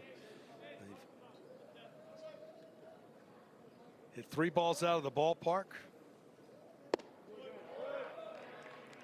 Yeah, the other thing that we've not mentioned either, Brady Ballinger not in the lineup today for Kansas, is missing the conference tournament this week with a hamate bone injury in that hand. But according to Dan Fitzgerald, the intent is to have him back in the lineup. Scott's played 55 games this year for the Jayhawks, has been a staple. Yeah.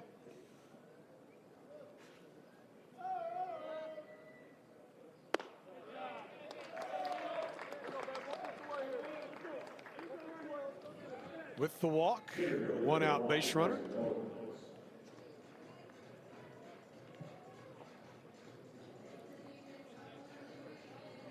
That old phrase is you got to step up when you have one of your guys down. And so far we've seen that. It's just got to be next man up. We talked about the laundry list of injuries that Oklahoma State was dealing with and others in the conference as well. You're battered around this time of year, and with the limited roster spots, you don't have a minor league to go pull from. You sure don't. So you've got your guys, and you've got to find a way to make it work. And very few schools anymore have those two-way players that can help you either on the mound or in the field. Quickly 0-2 to Owens. He comes back with the fastball and gets the strikeout.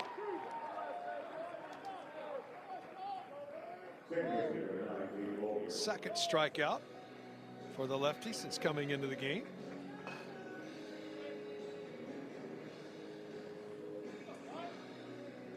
I'll just step in. Cade has struck out, been hit by a pitch, and singled. So he is 1 for 2 as he steps in here. 4th plate appearance of the ball game.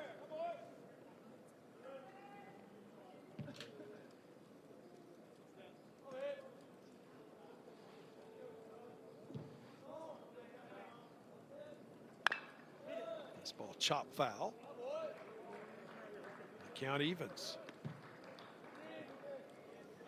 I love your term you were just talking about, Connor, is leave no doubt. I mean, the tournament committee, I mean, obviously it's objective of who those top 16 are, the best 16 teams. And actually, you're going to have quad 1 and you got quad 2. Who are those 17 through 32 teams as well? Yeah, and if you're new to the tournament and wondering how it works, how big of a deal is that to be one of those host institutions? It's gigantic. Arguably the biggest deal, and you're playing at least the regional round. If you're a top 8 seed, you're guaranteed a super regional if you make it that far.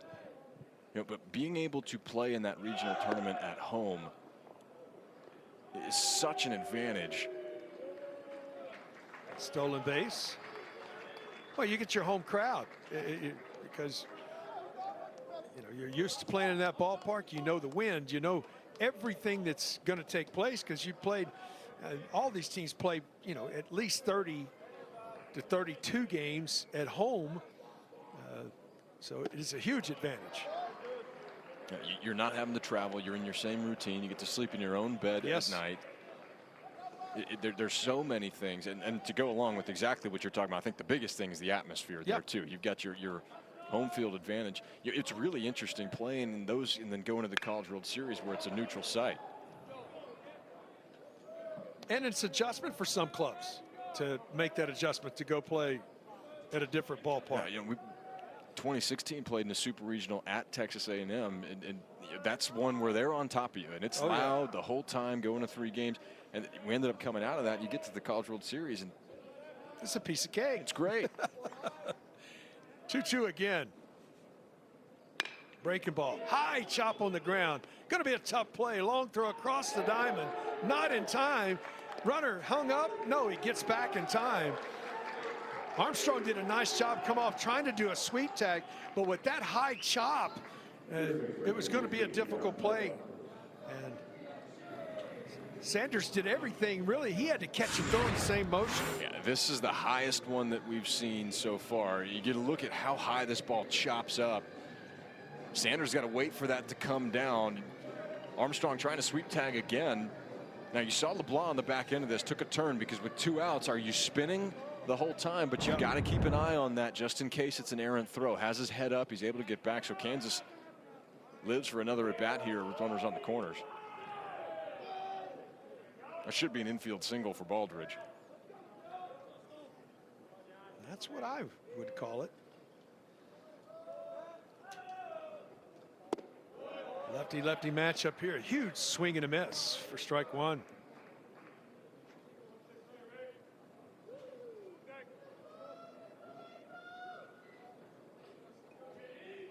Runners at first and third. 2 gone here, top of the 6th.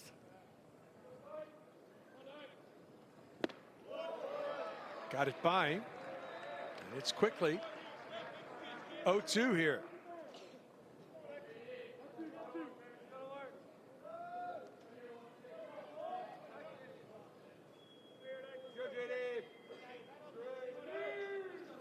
Steps back in. Lefty-lefty matchup here. There goes the runner. Swing and a miss. Got him. And that ends the frame. 3rd strikeout. 6 in the books. Kansas with a 6-0 lead.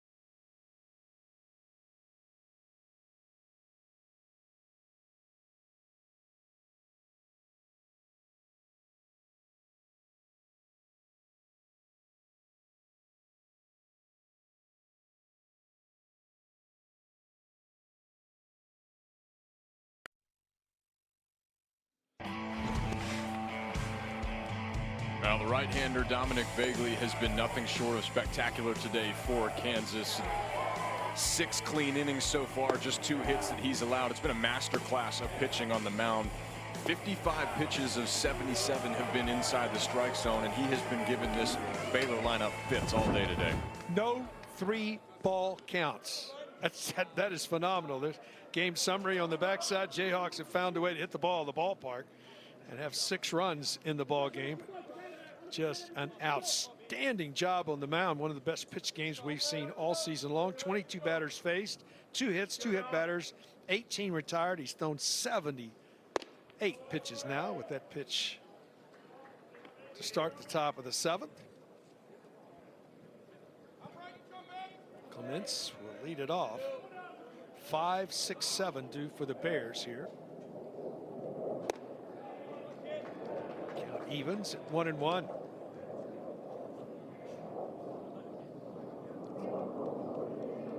It's been about as stress-free as you could ask for Vagley out there on the mound. Is doing everything that you would want to see. Getting ahead. The no 3-ball counts. I mean, you've not even put yourself in a position where you've had to make a big pitch like that. And he's had a good mix. I loved what you noticed earlier when he's needed to. He's pitched in the 91, 92, but when he's needed 94, 95, he's had it. Yeah, he goes back there and get it. You can see that there's very clearly more in the tank as well, but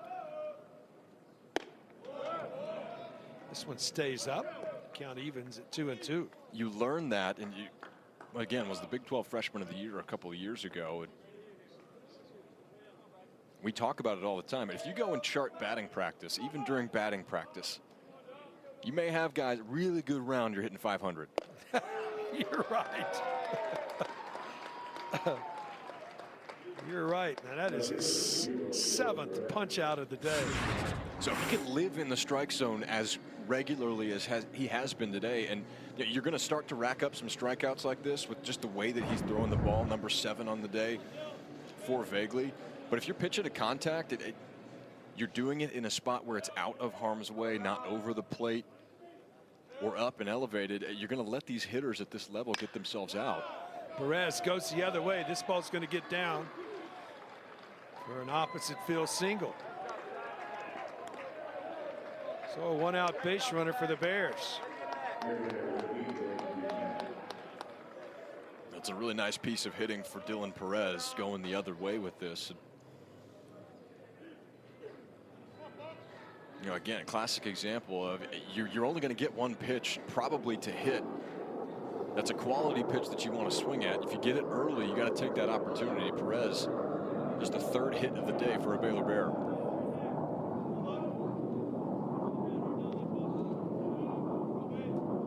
Catcher steps in.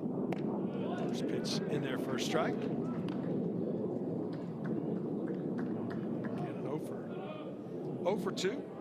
Strikeout.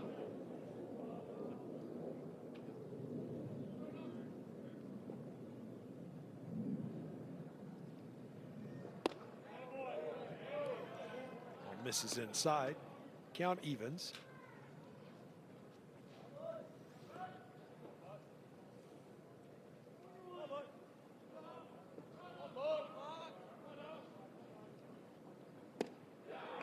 He's got it by him with a 2-seamer.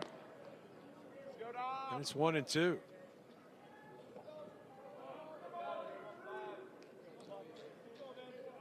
It's pretty. That heater down right below the knees is fun to watch.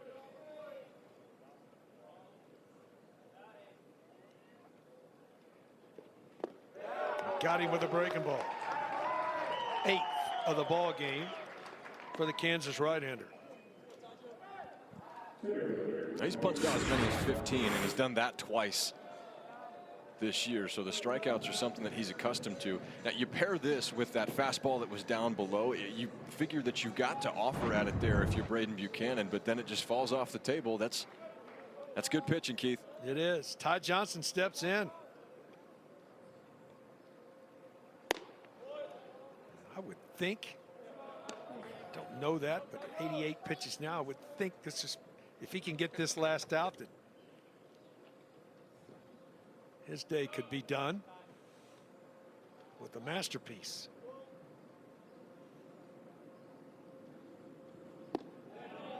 It's just, with no 3-ball counts, that's something you just don't see. Yeah, it's very rare to it sounds like it's a Greg Maddux stat of some sort.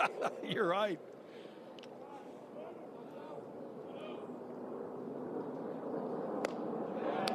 Got it by him upstairs. 1-2 now. Shift employed by the Jayhawks to the right side of the infield.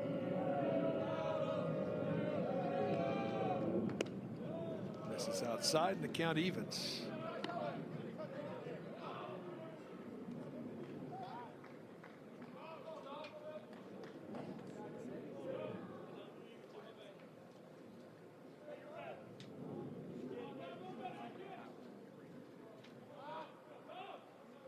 The 2-2. And we have a 3-ball count for the first time in the ball game. Right here, bud. Runner will be off with the pitch here. He just wants to make it a little interesting.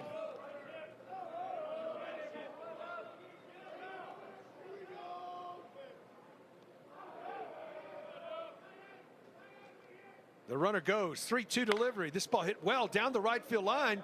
It's got a chance to get down with the runner moving. Rounding third and headed to the plate. And the Bears are on the board.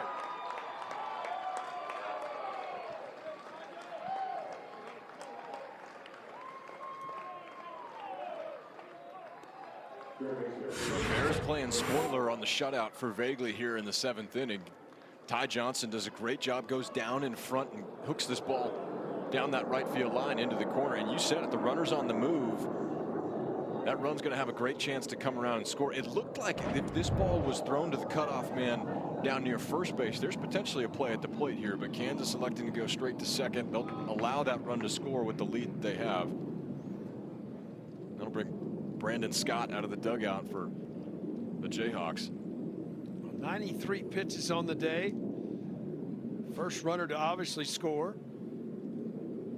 Only the second runner to get to second base, and then he comes in to score. Now the third runner, Johnson, to second base. So just a masterful performance. Shutout is gone. Monday, catch some afternoon Major League Baseball on ESPN. The Yankees head to Kansas City to take on the Royals. First pitch at 3:30 Eastern Time. Catch it live on ESPN, or you can watch the game streaming on the ESPN app. They will stay with the right-hander here. Will the Jayhawks? 1 run, 4 hits, 1 error for Baylor. 6 runs, 8 hits, no errors for Kansas.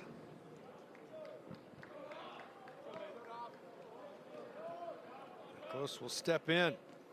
He has been hit by a pitch and singled. So he has not been retired today. Top of the order in the danger part of this Baylor lineup awaits on deck.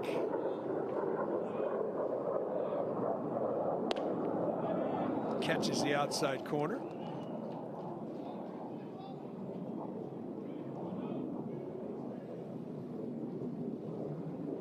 Luke Air Force Base is not far away, and you can hear it. This ball hit well to center, but playable, and that will end the 7th for the Bears. But they do get on the board. They come up with a run on 2 hits. 7th inning stretch time here from the desert. 6-1 Jayhawks.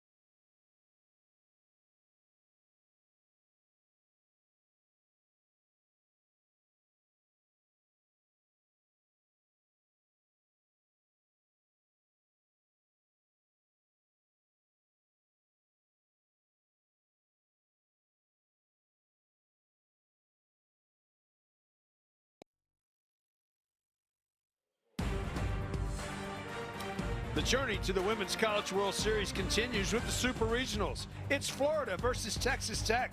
Saturday at 12:30 Eastern on ABC, ESPN, and streaming on the ESPN app.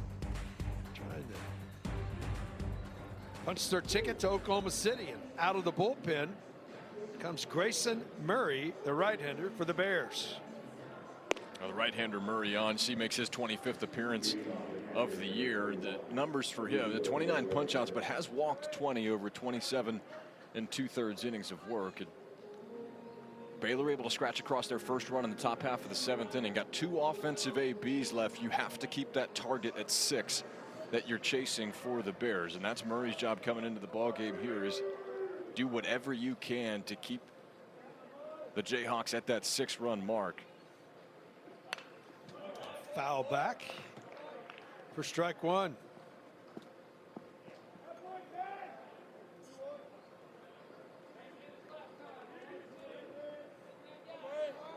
When you play as well as Kansas played all season, they've been really good once they got a lead and going into the 8th inning.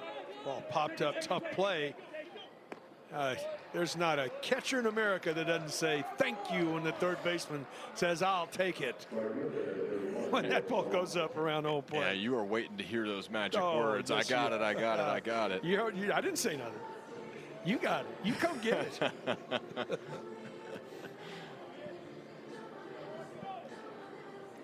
So one gone here, 2 pitches.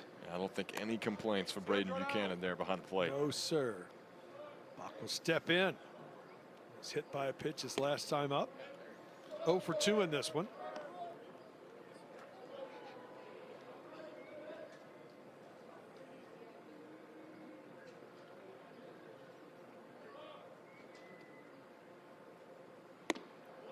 Just misses. 2 balls and no strikes.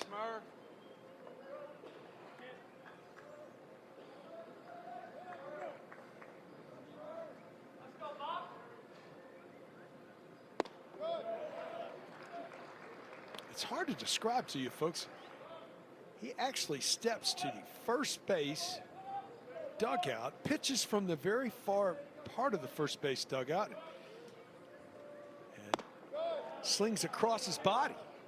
I mean, not with his body's opening and he's underneath going toward home plate. It's an unusual delivery. Yeah, it's very unique, trying to get just some angle on the delivery here. You won't see a lot of right-handers that far over with that sort of stride. I guarantee you he's getting fresh dirt on that mound where his plant foot is ending up. Yeah, because there's nobody that far over. Does lead to a 1-out walk.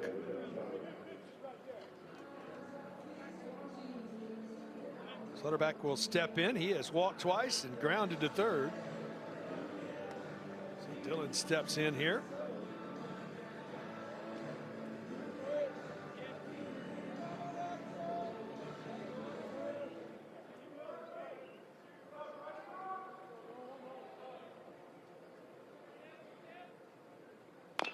This ball chopped foul.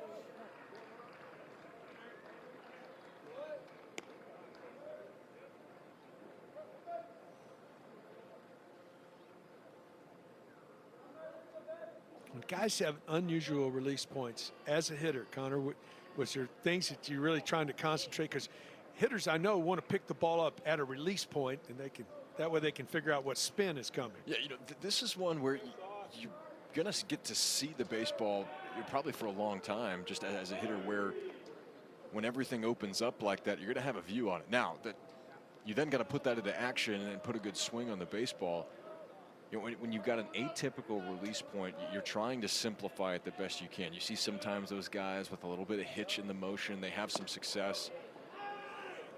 This sort of arm angle, as a right-handed arm, everything's going to be running. As a left-handed hitter, everything's going to be running away from you. Yeah, it's not coming to you. Right. So you can get out over the plate a little bit, and early in the count, challenge him to try and beat you in. The 1-1. Ball chopped on the ground, a high chopper. Going to be tough to get an out. Really nice play. Almost turned 2. That was an exceptionally well done play by Sanders. Just go across. He's running full speed toward third base. Sort of came under his arm and his glove underneath to get an out at second base. I don't know how he got near enough on this to even make this close on the turn. A potential double play. Yeah, you see him just kind of flipping it completely across his body, and the fact that he's almost playing true third base by the time he lets go of that ball with all his momentum going away from second. Reebok trying to turn that, and the fact that that's even close, heck of a play by Sanders is short. I believe the Jayhawks are going to go to their bullpen. So an offensive timeout. This is not a timeout to talk about offense. This is a timeout, in my opinion, to make sure the bullpen's ready to go, because I think they're going to make a move to the bullpen here in the top of the 8th inning.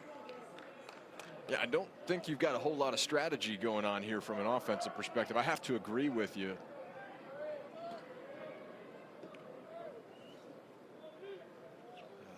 You look at Caleb Deere starting to heat up a little bit in the Kansas bullpen and left.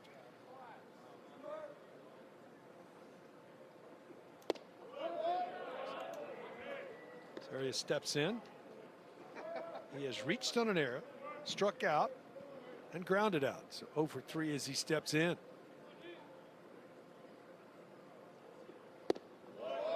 Big sweeping breaking ball. Count evens at 1-1.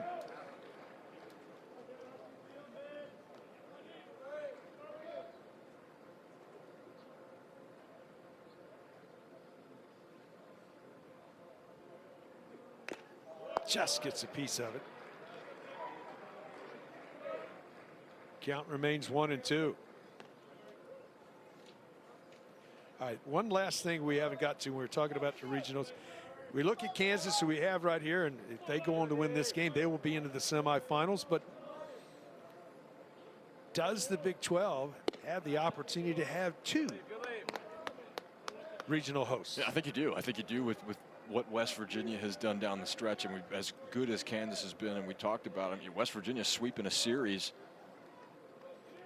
at Kansas late in the season. That's massive from a metric perspective, but then also you talk about these are 2 teams that have been jockeying for position up at the top of the Big 12 standings all year. All season long. And I think West Virginia has done enough to get that spot. Oh, that hurt. Caught him on the left hand. He'll be awarded first base. Runner was off with the play. Let's take a look at West Virginia and look at their resume a little bit. RPI is good. And the interesting thing we'll find out is, again, the projections at 12 national seed right now and actually ahead of Kansas. I think that depending upon how the rest of the weekend goes, maybe I think both of these teams are in as hosts. Maybe not top 8 national seeds, but I think you're absolutely talking about 2 top 16 teams.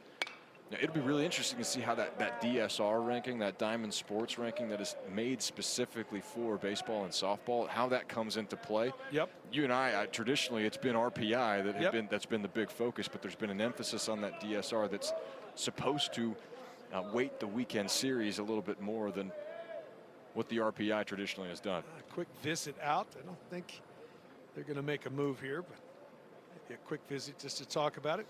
Well, if these 2 teams, let's put it this way. I mean, there's a lot of ifs in this, but if we get to Saturday and the championship game is between Kansas and West Virginia, I think both of them put themselves in great position to say, I think they're 2 regional hosts. Yeah, they're going to be in the argument. Yeah, you go back to leaving no doubt. I think if that is the scenario and those 2 teams are playing when this tournament comes to a head in the championship game, I don't think that there is an argument otherwise.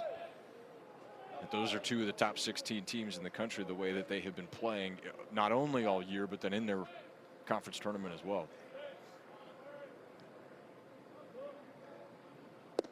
Back to a breaking ball in there for a strike to Flowers.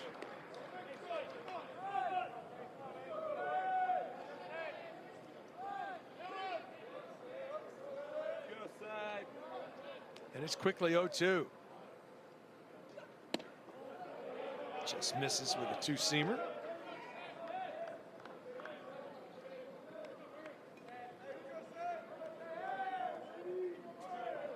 It's 1-2.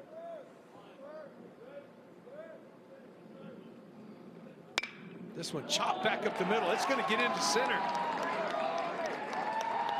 Throw goes back into second base. And the Jayhawks have answered with one of their own here in the bottom of the 7th.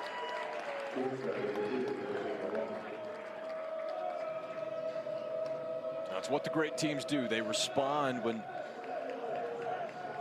they get punched, they punch right back, and that has been the hallmark of this Kansas team really all season long. It's what led them to the regular season conference championship. Baylor breaks through for a run in the 7th, but they get it right back here through the Jayhawks in the bottom half. Yeah, they get back to their All-American shortstop. First pitch in there for a strike. He is 2 for 3, homered, singled. He's been outstanding. Skies this in the infield. Looking up into the sun, tough play. Armstrong calls for it, puts it away, and that ends the frame in the 7th. Jayhawks do get on the board. We go to the 8th. Kansas up by 6.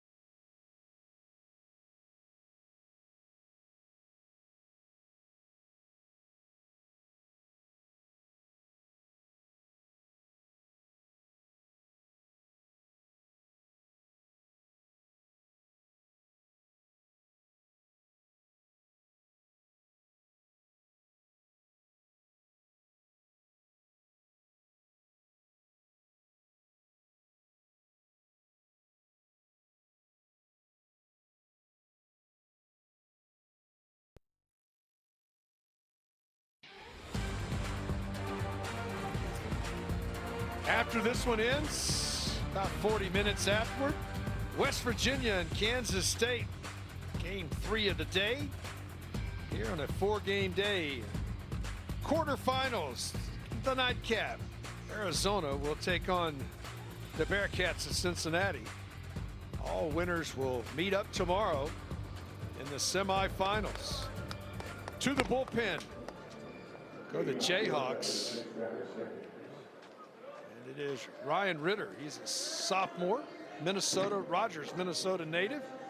As he comes on here, what a job though by the Kansas starter. Yeah, we'll talk about vaguely after you get a look at the numbers for Ryan Ritter, a guy that's been in the game quite a bit. 34th appearance of the year for him.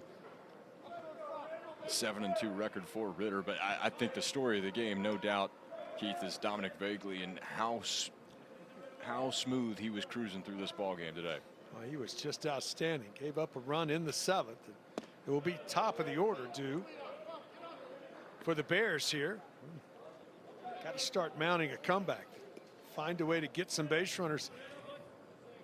They're into the bullpen. That's the way you got to look at it. Hey, we got somebody different to look at. Yeah, at this point, you're happy just to see somebody else out there on the mound right now. And you don't have to get all 6 here in this 8th inning if you're Baylor, but you would be very well served to try and chew off a chunk of this if you can. 2 or 3 runs, give yourself a manageable opportunity in the 9th. Really well placed defense off the end of the bat, grounded to second. So 1 gone in the inning. It's Armstrong, who is 0 for 3, comes to the plate.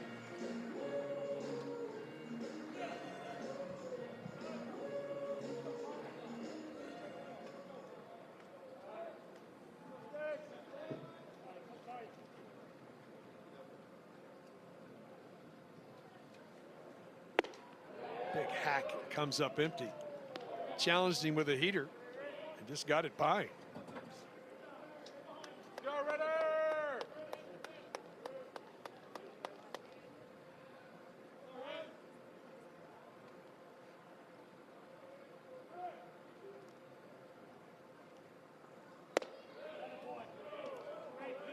You're a Metroplex guy.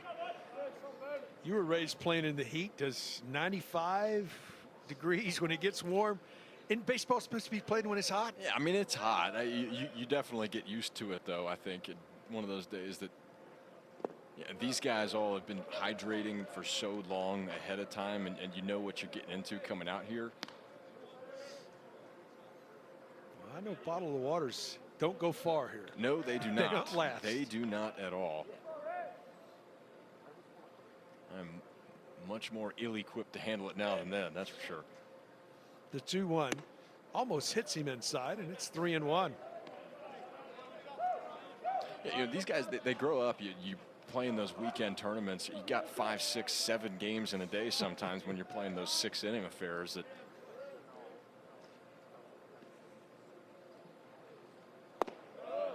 missed outside.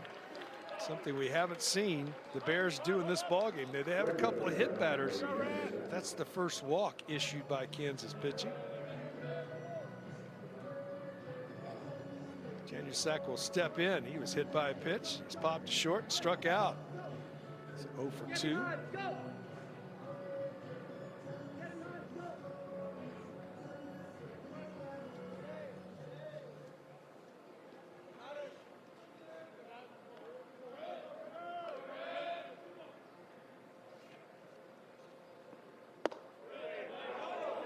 First pitch in there for a strike.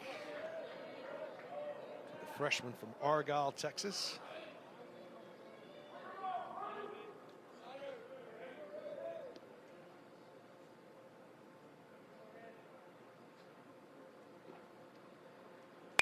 This ball up the middle. What a great play to his right, but can't get an out. It's going to be an infield knock. That was a great effort to even get to that ball and knock it down. Go way back earlier in the game. We saw Cade Baldridge make a similar type of effort, but it was in the hole on the right side of the infield, trying to go up the middle on this one. But yeah, just fumbled around in his glove a little bit, not able to get to it cleanly. But I'm with you. A heck of an effort to get a glove on this. Probably had a play at second base. That's what he was thinking. He's looking for that little flip if he can do it. Buck steps in. He is 1 for 3 as he steps in. It's only the second time in the ball game they've had 2 guys on in an inning.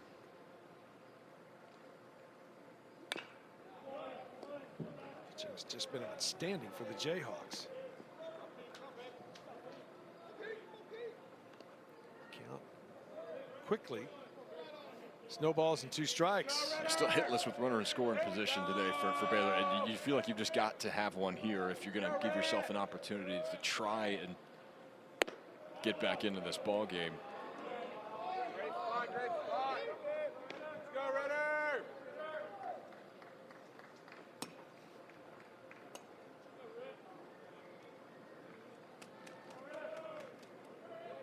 Go, Red.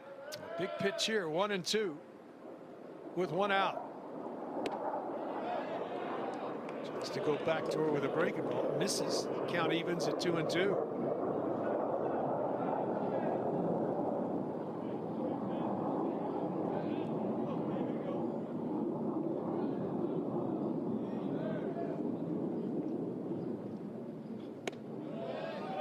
From 0-2 to 3-2 now.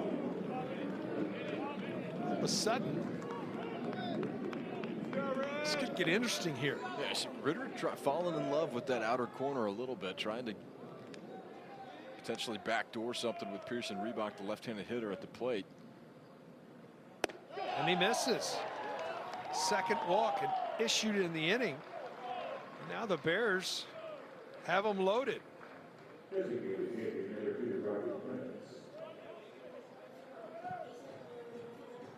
Bullpen is up and starting to move around for the Jayhawks.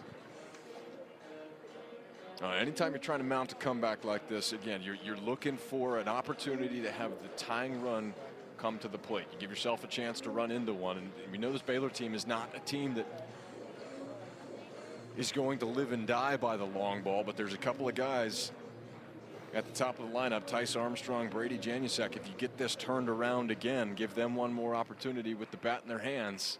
You never know. Interesting, when the pitching coach comes out and tells the rest of the team to, it's usually a one-way conversation. Yes, that is a very politically correct way to put that, Yes, and I absolutely agree. It's a one-way conversation.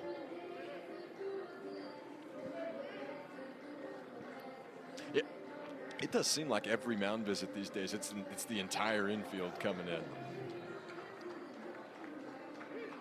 So the Bears have them loaded.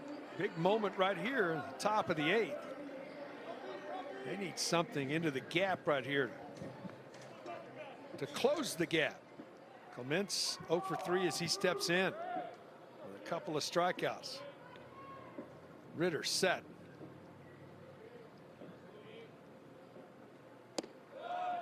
Misses outside with a slider. And it's 1-0.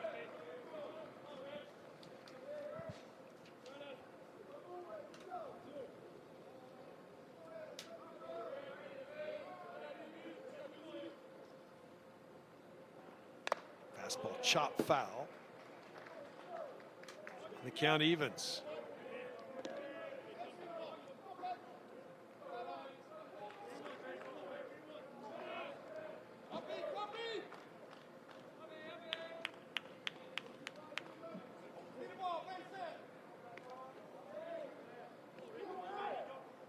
Steps back in. Jayhawks 31-0 when leading after 7.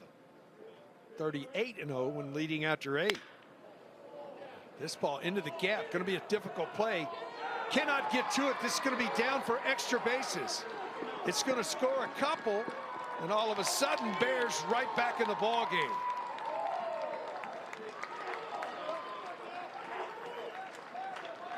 You just absolutely had to have it in this situation for Baylor. You could not go through this 8th inning with that traffic on the bases for the first time today and not capitalize on it.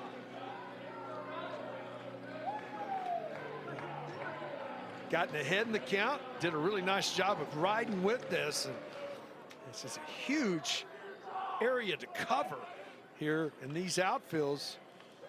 And this is going to lead to a pitching change here in the top of the 8th. Kansas had cruised through the first 6, Connor. 1 in the 7th, and now 2 here in the 8th. We'll give you the new picture when we come back. All of a sudden, 7-3 ball game.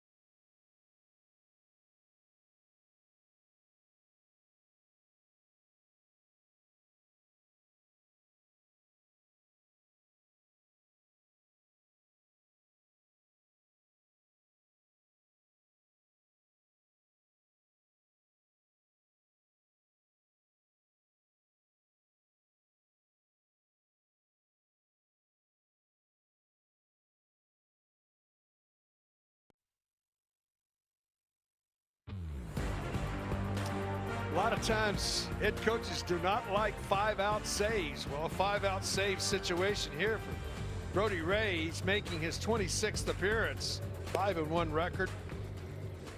He has earned 9 saves to this point. He has also started 2 ball games, 45 in the 3rd innings of work, 58 strikeouts. So he comes on here, runners at 2nd and 3rd, 7-3 ball game, and just like that, the Bears a base hit away from making this a nail biter. Yeah, it's an evenly split mix for Ray on the mound. A third between a fastball, breaking ball, and a changeup that he'll flip in there to both right and left-handed hitters. He's the guy at the back end, though, for this Kansas club. Talk about it being a 5-out save opportunity. That would be number 10 on the year for him. Perez steps in. He is lined out, struck out, and singled and scored. Had him out in front. And it's 1-1. That's a lot of depth on that changeup, too. That fell from the middle of the strike zone down and out.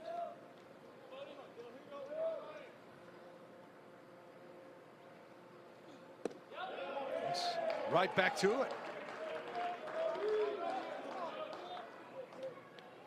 It's like a parachute comes out on that thing. Yeah, it's not the closer stuff that is going to blow up a radar gun. 90, 93 on the fastball, but you see the movement that he's got on both the breaking ball and the changeup.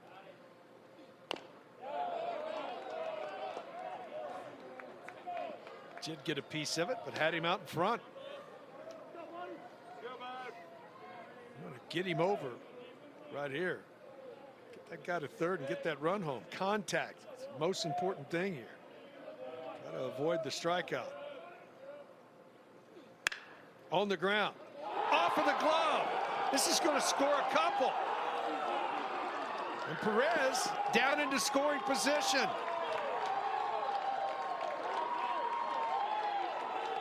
You put it in play, good things can happen, and it does for the Bears. You said it just a moment ago. You had to have something in play at the minimum in this situation. Looked like it's going to be a ground ball that's corralled over at first base by Dykhoff. Instead, it's all the way into right field. This one is kicked, and a couple of runs are able to come home. You see, it's hit hard on a few hops, but Dykhoff trying to run around this. He's got plenty of time if he's able to square the hips up, being so close. You're not making a play at the plate in that situation. Instead, this is an inning that can snowball a little bit, and what do you know, Keith? You got the tying run at the dish. To have the tying run at the plate, Ewens is the pinch hitter. So John Ewens comes on to pinch hit. Perez at 2nd base on the E3. Does lead to an RBI. Which is upstairs. And a 4 spot here in the 8th from the Bears.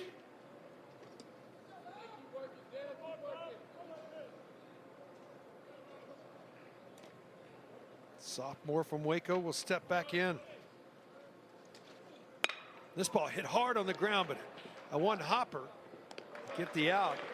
Perez moves to 3rd. Hit it hard. But 4-3 on the put out. Now, you hate to get greedy, but if you're Baylor, if you could get that 6th run home and make it a 1-run ball game, this gets really interesting heading into the 9th. Because they flip back around to the top of this order. As you talked about, could they get there?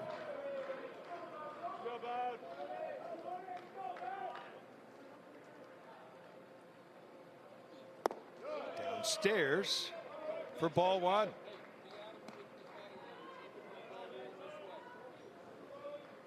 Johnson steps back in. Doubled his last time up. An RBI double. 1 for 3 on the day. Nips the outside corner. Count evens at 1-1.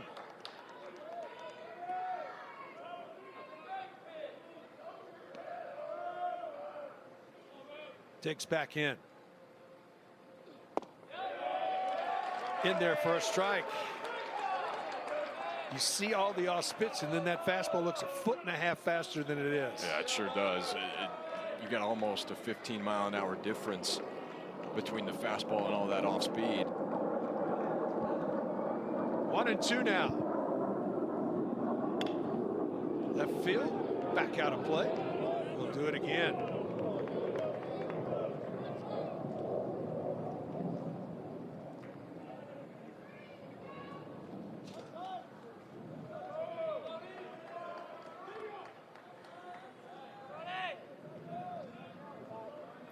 Johnson digs back in.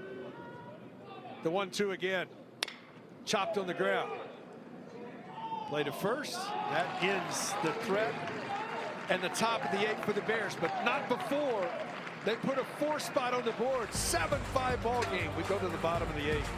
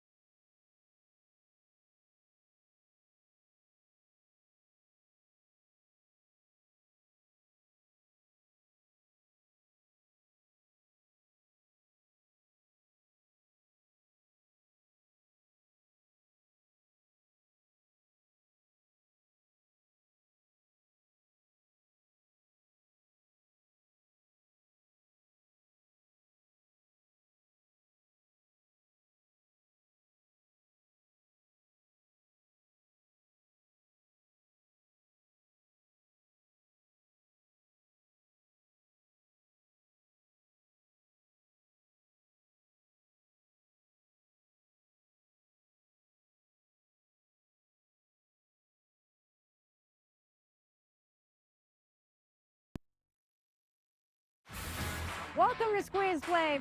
All the highlights, all the big moments. Got a chance to have some big-time fireworks.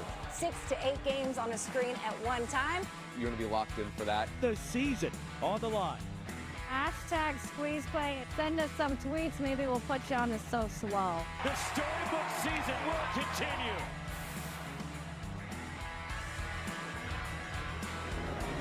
Well, you got a lot of squeeze play. Runes, Berkey, getting all the updates from across all the 16 regionals across the country.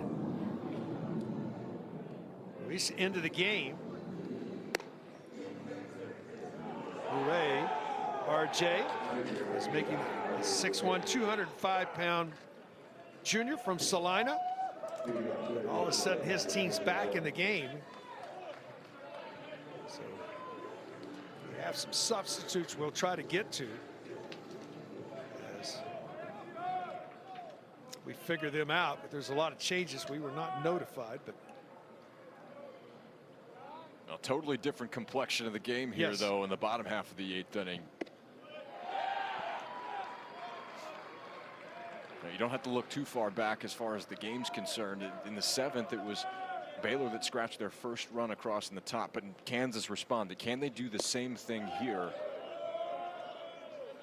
And I got the 2, 3, and 4 spots due here, and they would love to add some insurance. The left-hander, 1-1 upstairs. I know we have a new catcher, but I don't. 42 is listed on the roster. I don't know if it's who exactly that is. So we're trying to figure out who it is, because he's.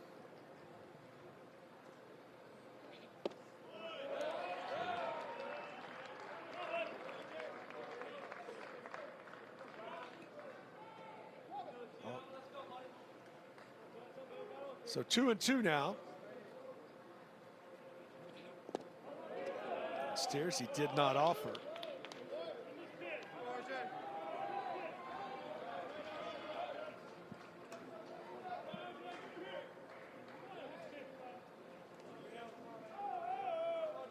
Big pitch here.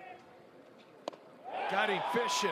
Went outside the zone, did Owens for the strikeout.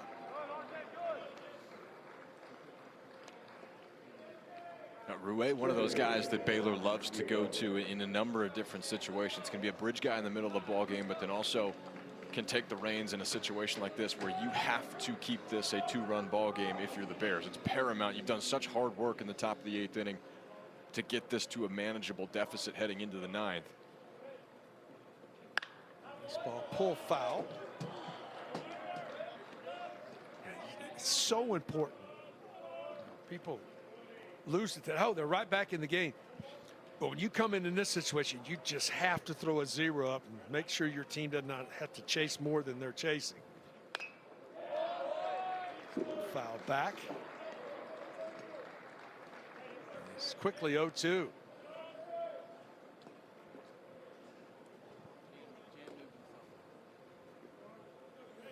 Camden Cluett is the catcher behind home plate. He's listed as a right-handed pitcher. He's behind the plate right now.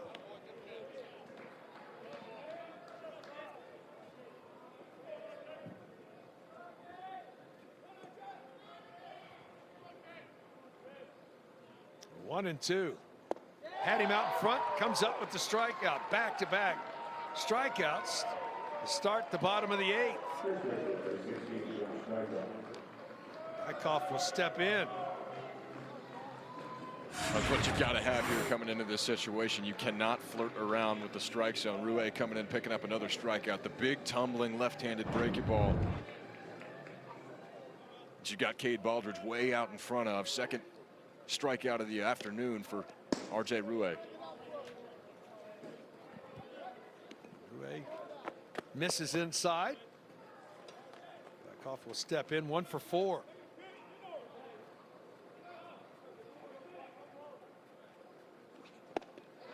Out in front of that one with a big hack, and it's 1-1.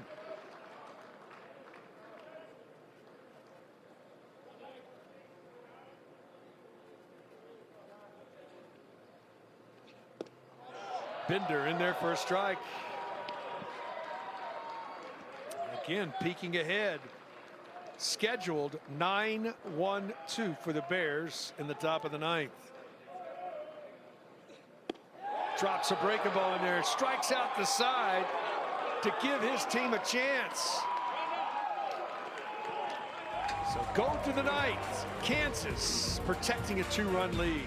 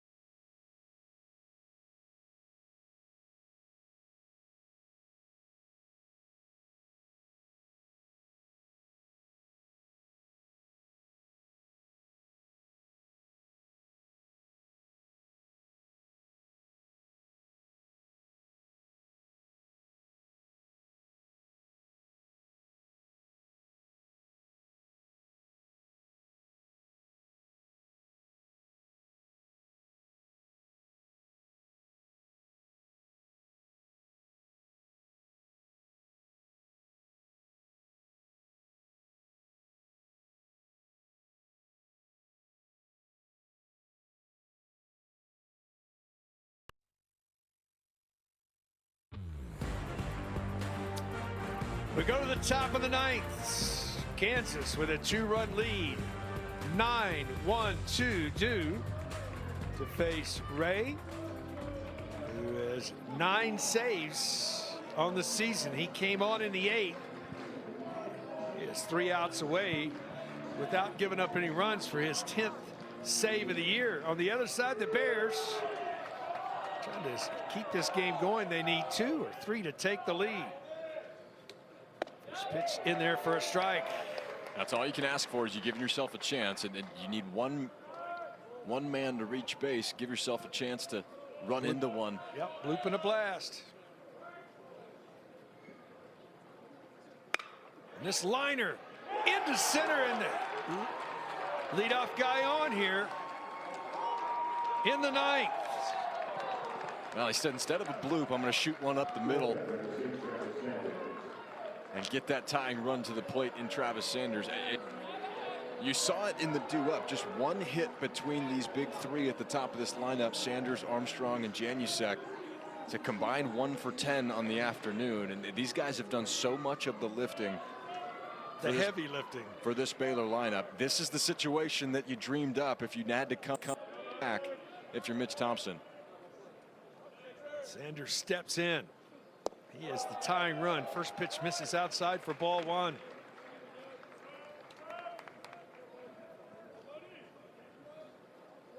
Hey, Savion, just in a little bit. In a little bit. You got room. Baylor shortstop steps back in. Upstairs, and it's 2-0.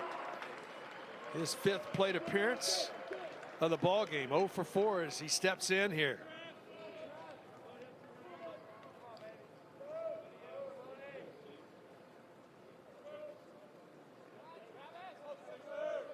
The 2-0.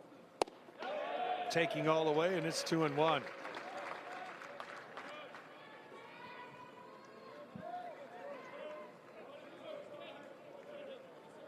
Don't have to play overly conservative if you're Baylor at this point in time. It's a 2-run deficit. You've got the tying man at the plate here. For the most part, you can play your offensive style how you want to. Still going to be selective at the plate. Sanders swinging through a fastball there. Now you'll have your normal 2-strike approach, but you're just playing baseball right now. Yeah, no doubles. The outfield is extremely deep. Third baseman covering the line, so trying to stay away from extra base hits. Upstairs.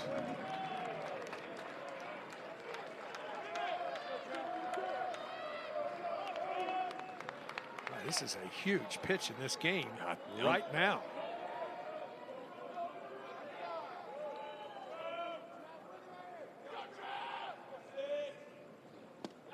Got him.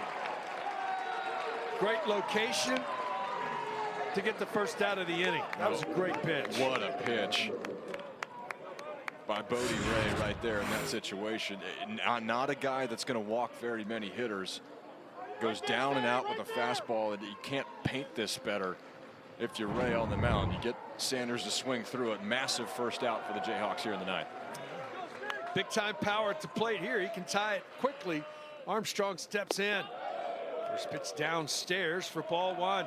0 for 3 in this one. He has walked and scored back in the 8th inning. 24 big flies on the year. He's driven in 64.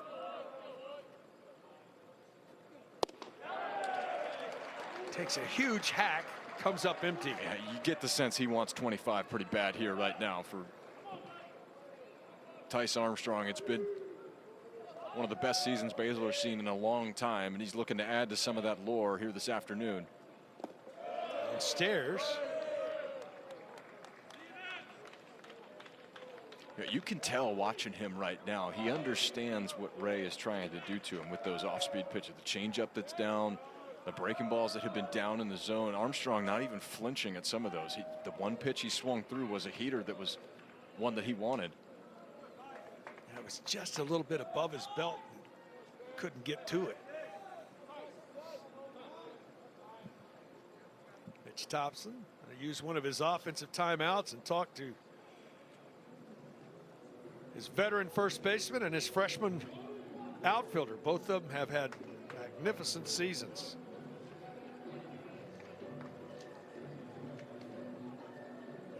Just breaking up the rhythm a little bit, sort of like ice in the kicker. Yeah, you can do that.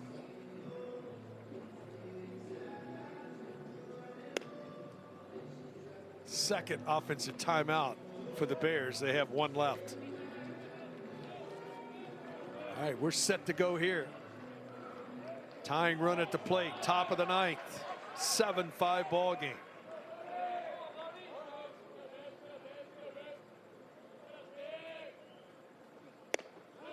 Outside, ball 3. Now, Armstrong reaches, the go-ahead run comes to the plate.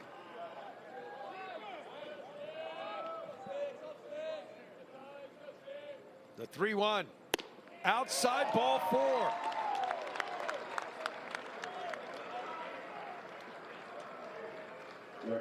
I'm really impressed with the at-bat. This is a guy that had every reason to try and force that issue. And when you do that as a hitter, you chase. You chase outside of the zone of where you're really looking for the baseball, and you play into the pitcher's hand. But a patient at-bat for Armstrong, who you know wanted to go deep more than anybody else here at the ballpark.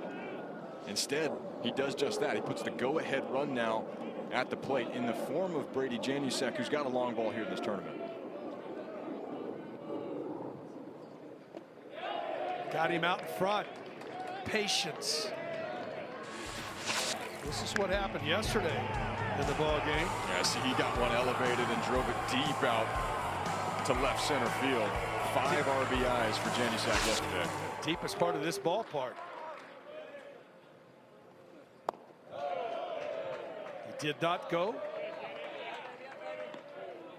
This is one of those at bats you grow up in real time and you learn through that experience.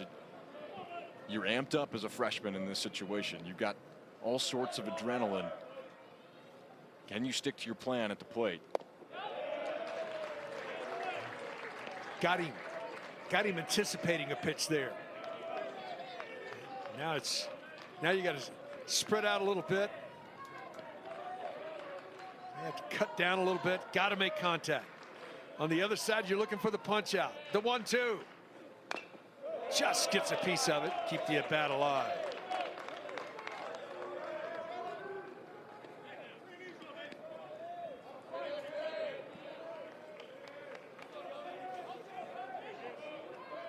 Ray ahead now. 1-2.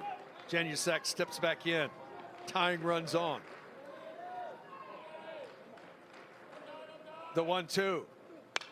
Foul back. We'll do it again. This game, a great example that you never know which run is going to be the one that is the decider. It's why it's so important to continue playing regardless of what the scoreboard shows. Baylor giving themselves a chance here against the regular season champs in the Big 12. Breaking ball gets away. Now the tying run in scoring position. That is a huge factor right there on the wild pitch. Well, now you got 2 chances at it. You've got your freshman that has been all everything for you at the plate right now in a 2-strike count. See this one just getting away. Mungarieta behind the plate trying to get around this, just unable to do it and get his body in front of the baseball. They're going to have a pinch runner for Armstrong.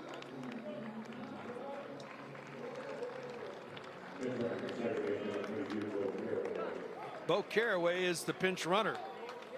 Just get some speed out there, and you have to think on any sort of base hit going to be overly aggressive. Well, the depth of the outfielders, there's no chance to throw a runner out the plate. A base hit's going to tie this ball game. The 2-2. Got him. An outstanding pitch at the right time to get the strikeout. You have to tip your hat to Bodie Ray in this situation. You can't luck your way in the 9 saves on the year. Knowing you've got a freshman who's going to be aggressive at the plate right now. He's flirted with the chase earlier in the at-bat. He's able to extend the plate off for out number 2. With an open base now, left-handed hitter at the plate.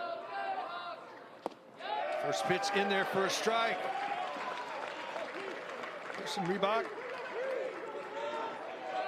He's 1 for 3. His walk, single, scored a run. Season on the line right here. The 0-1. Drops a breaking ball in there, and quickly Ray out in front. No balls and 2 strikes.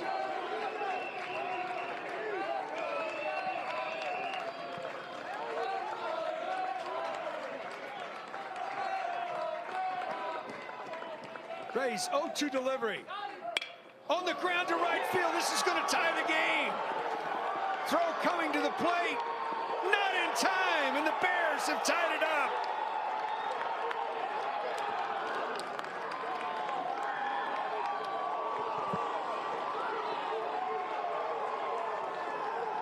Down to your last strike, and Pearson Reebok able to muscle this through the right side. You talked about the defensive alignment.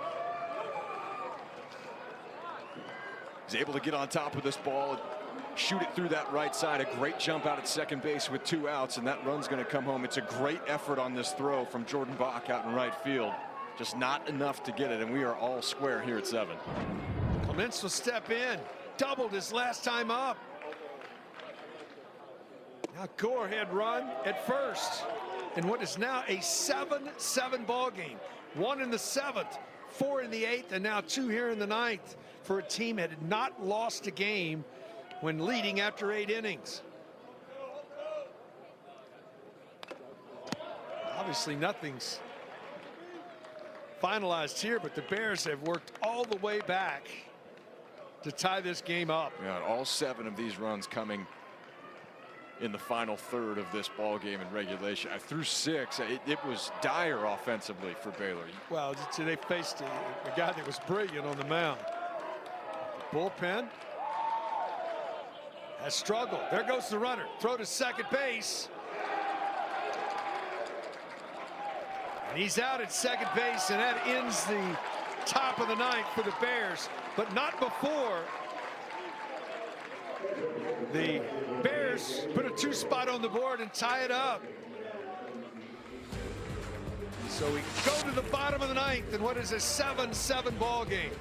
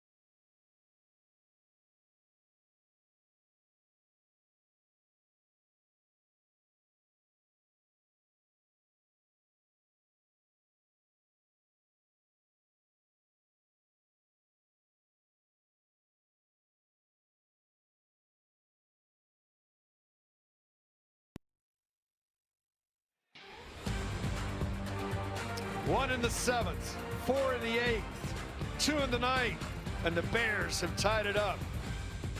See the numbers as we go to the bottom of the 9th inning. It will be 5, 6, 7 due for Kansas. Liner caught, snared at third. One coach does a great job climbing the ladder to take extra bases away. Now this had double written all over it. Just right place, right time, and a fantastic reaction by Landclass at the hot corner. That's why it's got that name. Mungarieta, who's already gone deep, trying to put himself in a scoring position to start this bottom half of the 9th, but instead it's out number 1. Bach comes to the plate, swings at the first pitch, and pulls it foul.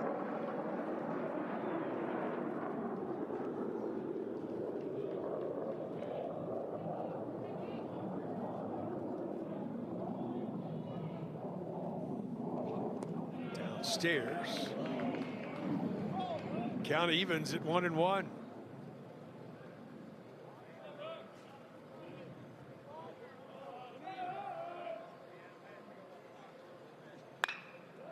Out in front again. It's quickly 1-2.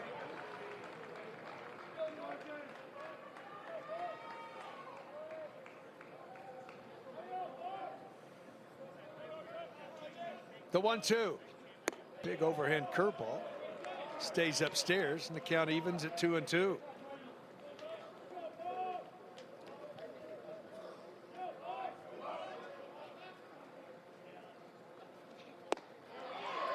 Just misses inside. That's one is a hitter. Connor, you were a left-hander. That left-hander, you give on it, and it comes back and catches that inside corner. Yeah, you're not expecting that pitch, especially with a couple of breaking balls that Rue had gone to. That's a good at bat.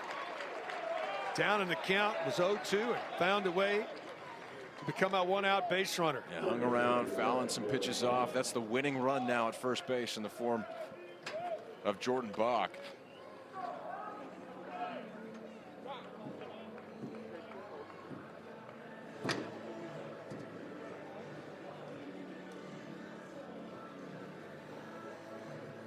It's Thompson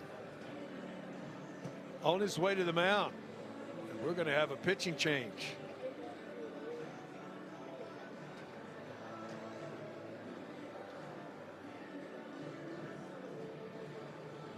Conversation. Has he made the call yet? I saw the pitcher walk off the mound and like he was headed. Now he's made the call. There it comes. We'll give you the new pitch when we come back. 7-7 ball game here, bottom of the ninth.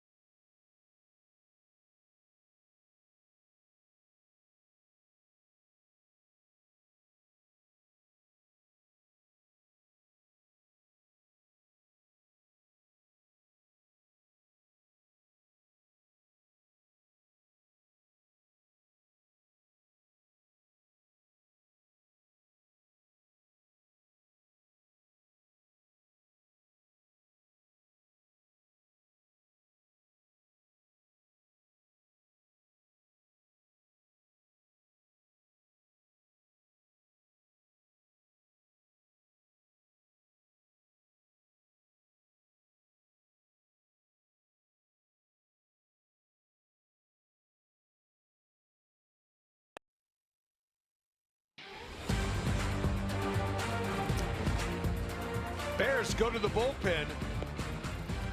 Bunch comes into the game. He has been that guy at the back end for the Bears all season long. He has earned 7 saves, and not a save situation here, but season on the line for the Bears.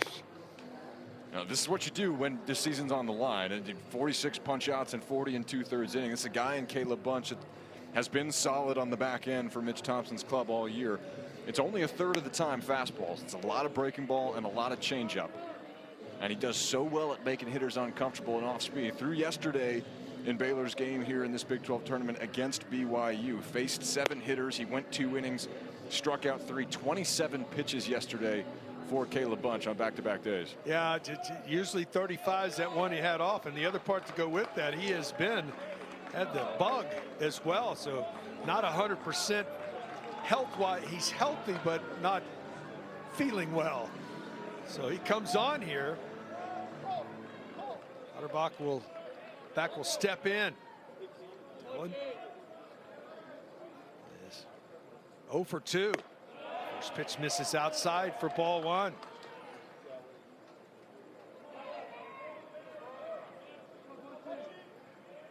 Walked, grounded to third, walked, and reached on a fielder's choice. So 0 for 2 as he steps in.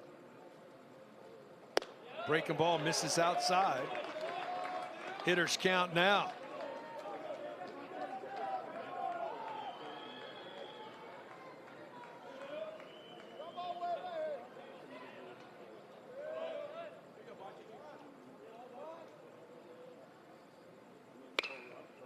Yanks it foul. And it's 2-1. He's a guy that's just trying to keep you off balance. Yep. It's not trying to blow you up. It's trying to make you uncomfortable. It's a lot of weak contact that he elicits. Will get some strikeouts. Again, the 46 and 40 and 2/3 innings of work, but it's a lot of balls in play. Breaking ball just misses. And now 3-1.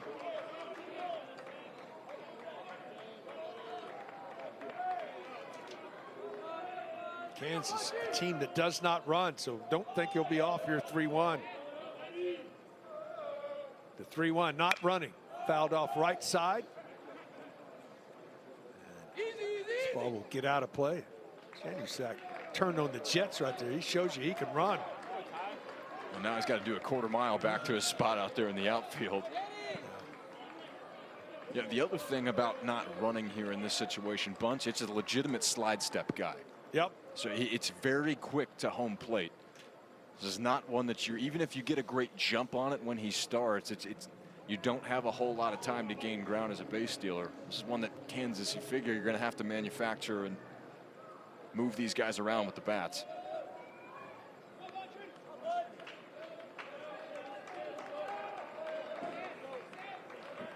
Set to go here with the payoff pitch.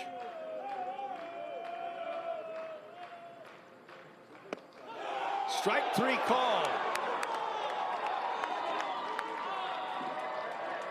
Took something off of it. They got the call for the strikeout.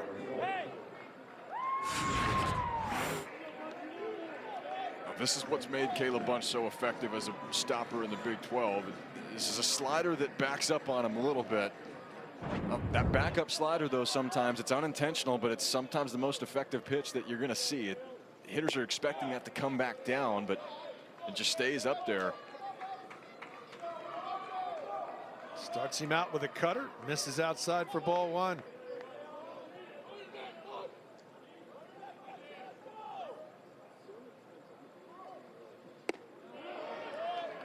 Missed in the same spot.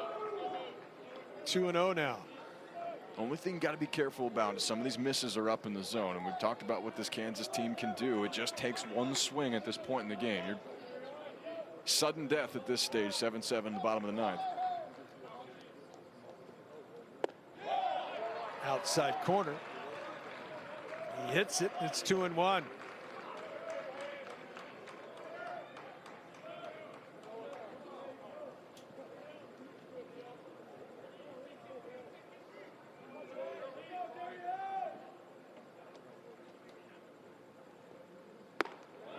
Upstairs. 3-1 count.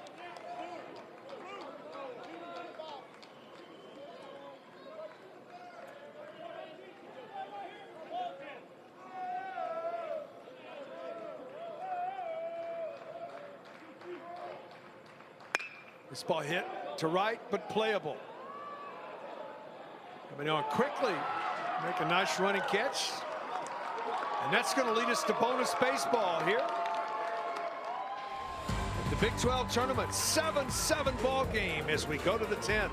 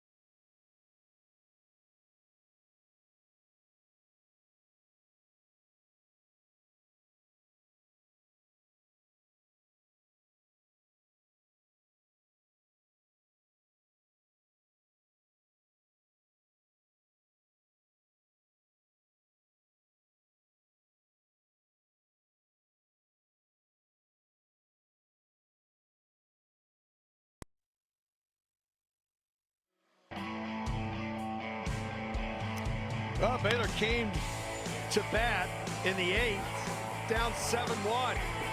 All they did was find a way, taking advantage of some miscues, some base runners, and you look up, it's a 7-5 ball game. You get into the 9th inning, and this is when it gets interesting because you gave yourself a chance. And they did this in the way that Baylor plays baseball. Down to their last strike, Pearson Reebok pulling this one through the right side. And with 2 strikes, 2 outs, 2 runs come home there to tie the ball game at 7. As Mitch Thompson looks on here, we're in bonus baseball, top of the 10th inning. These teams are vying for a spot in the semifinals tomorrow. Taking advantage of those 3 walks. That's how you get back in the ball game. Now, it just takes one to find a way to win it here. Need a leadoff base runner. Clements will step in. He doubled his last time up. So he is 1 for 4 in the ball game. Won a big one.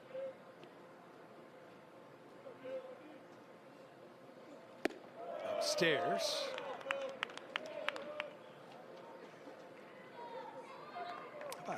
Both teams closers in the game here. This is an extended outing for Ray.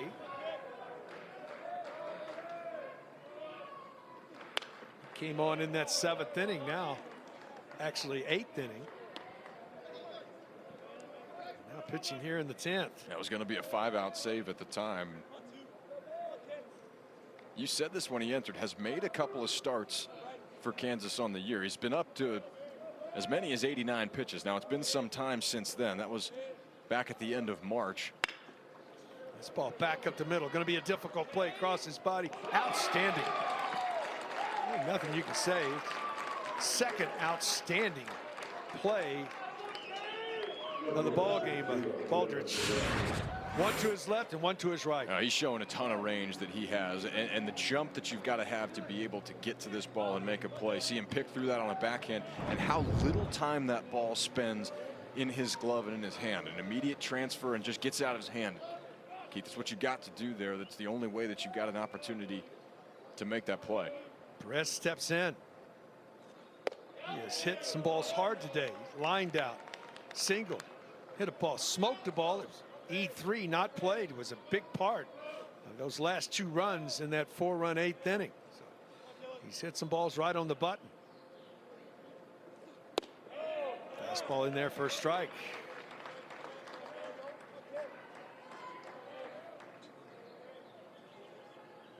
So the count even.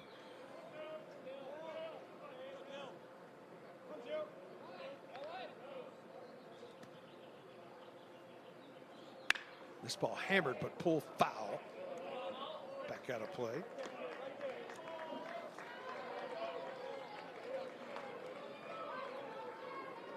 We've not seen many balls pulled that way. Not today. Here in this tournament. Now the shift by the Jayhawks. Got him. Bottom fell out of that one. 3rd strikeout for the Kansas right-hander. He couldn't set it better. The bottom just falls right out of this breaking ball in there out of the hand of Ray. What makes him so challenging, he's got such downward depth to it, but we've seen him pinpoint fastballs at the lower part of the strike zone as well. It makes that chase even more susceptible for these Baylor hitters at the plate.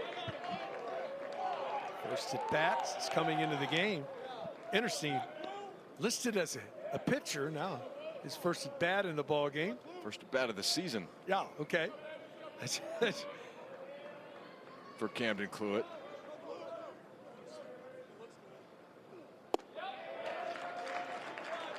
Breaking ball in there for a strike. And it's quickly 0-2.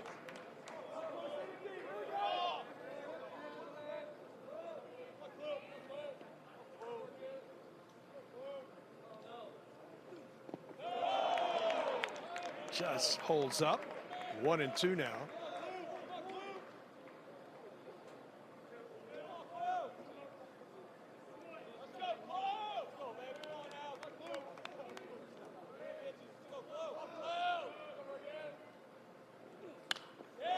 back, lives to see another pitch.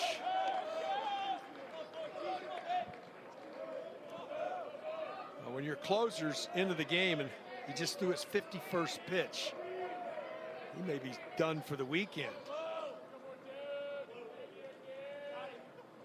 1-2, just misses downstairs. The count evens at 2-2. That's some good discipline there for the emergency catcher. No question.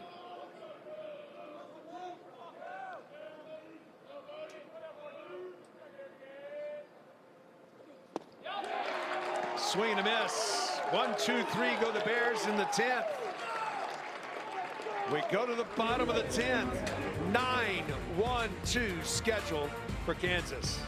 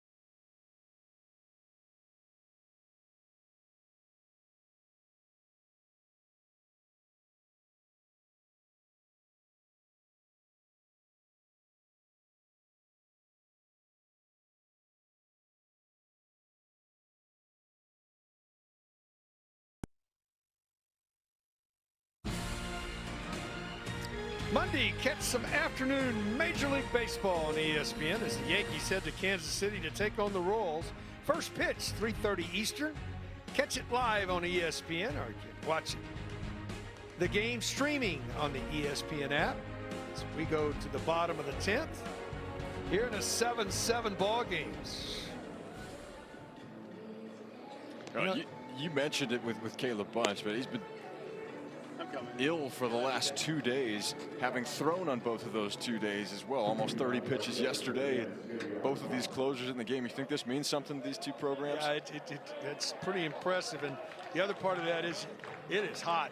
And when you don't feel good, hot's not good. No, no.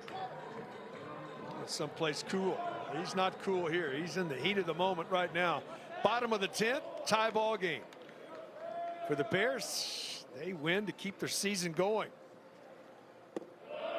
Jayhawks trying to improve their status as a regional host to move on in this Big 12 tournament. Flowers came into the game. This is his third at bat since coming into the game, an RBI single. Ball misses down and in. 2-0. As Flowers steps back in. This ball hammered to right with some carry. Get out of town! Ball game!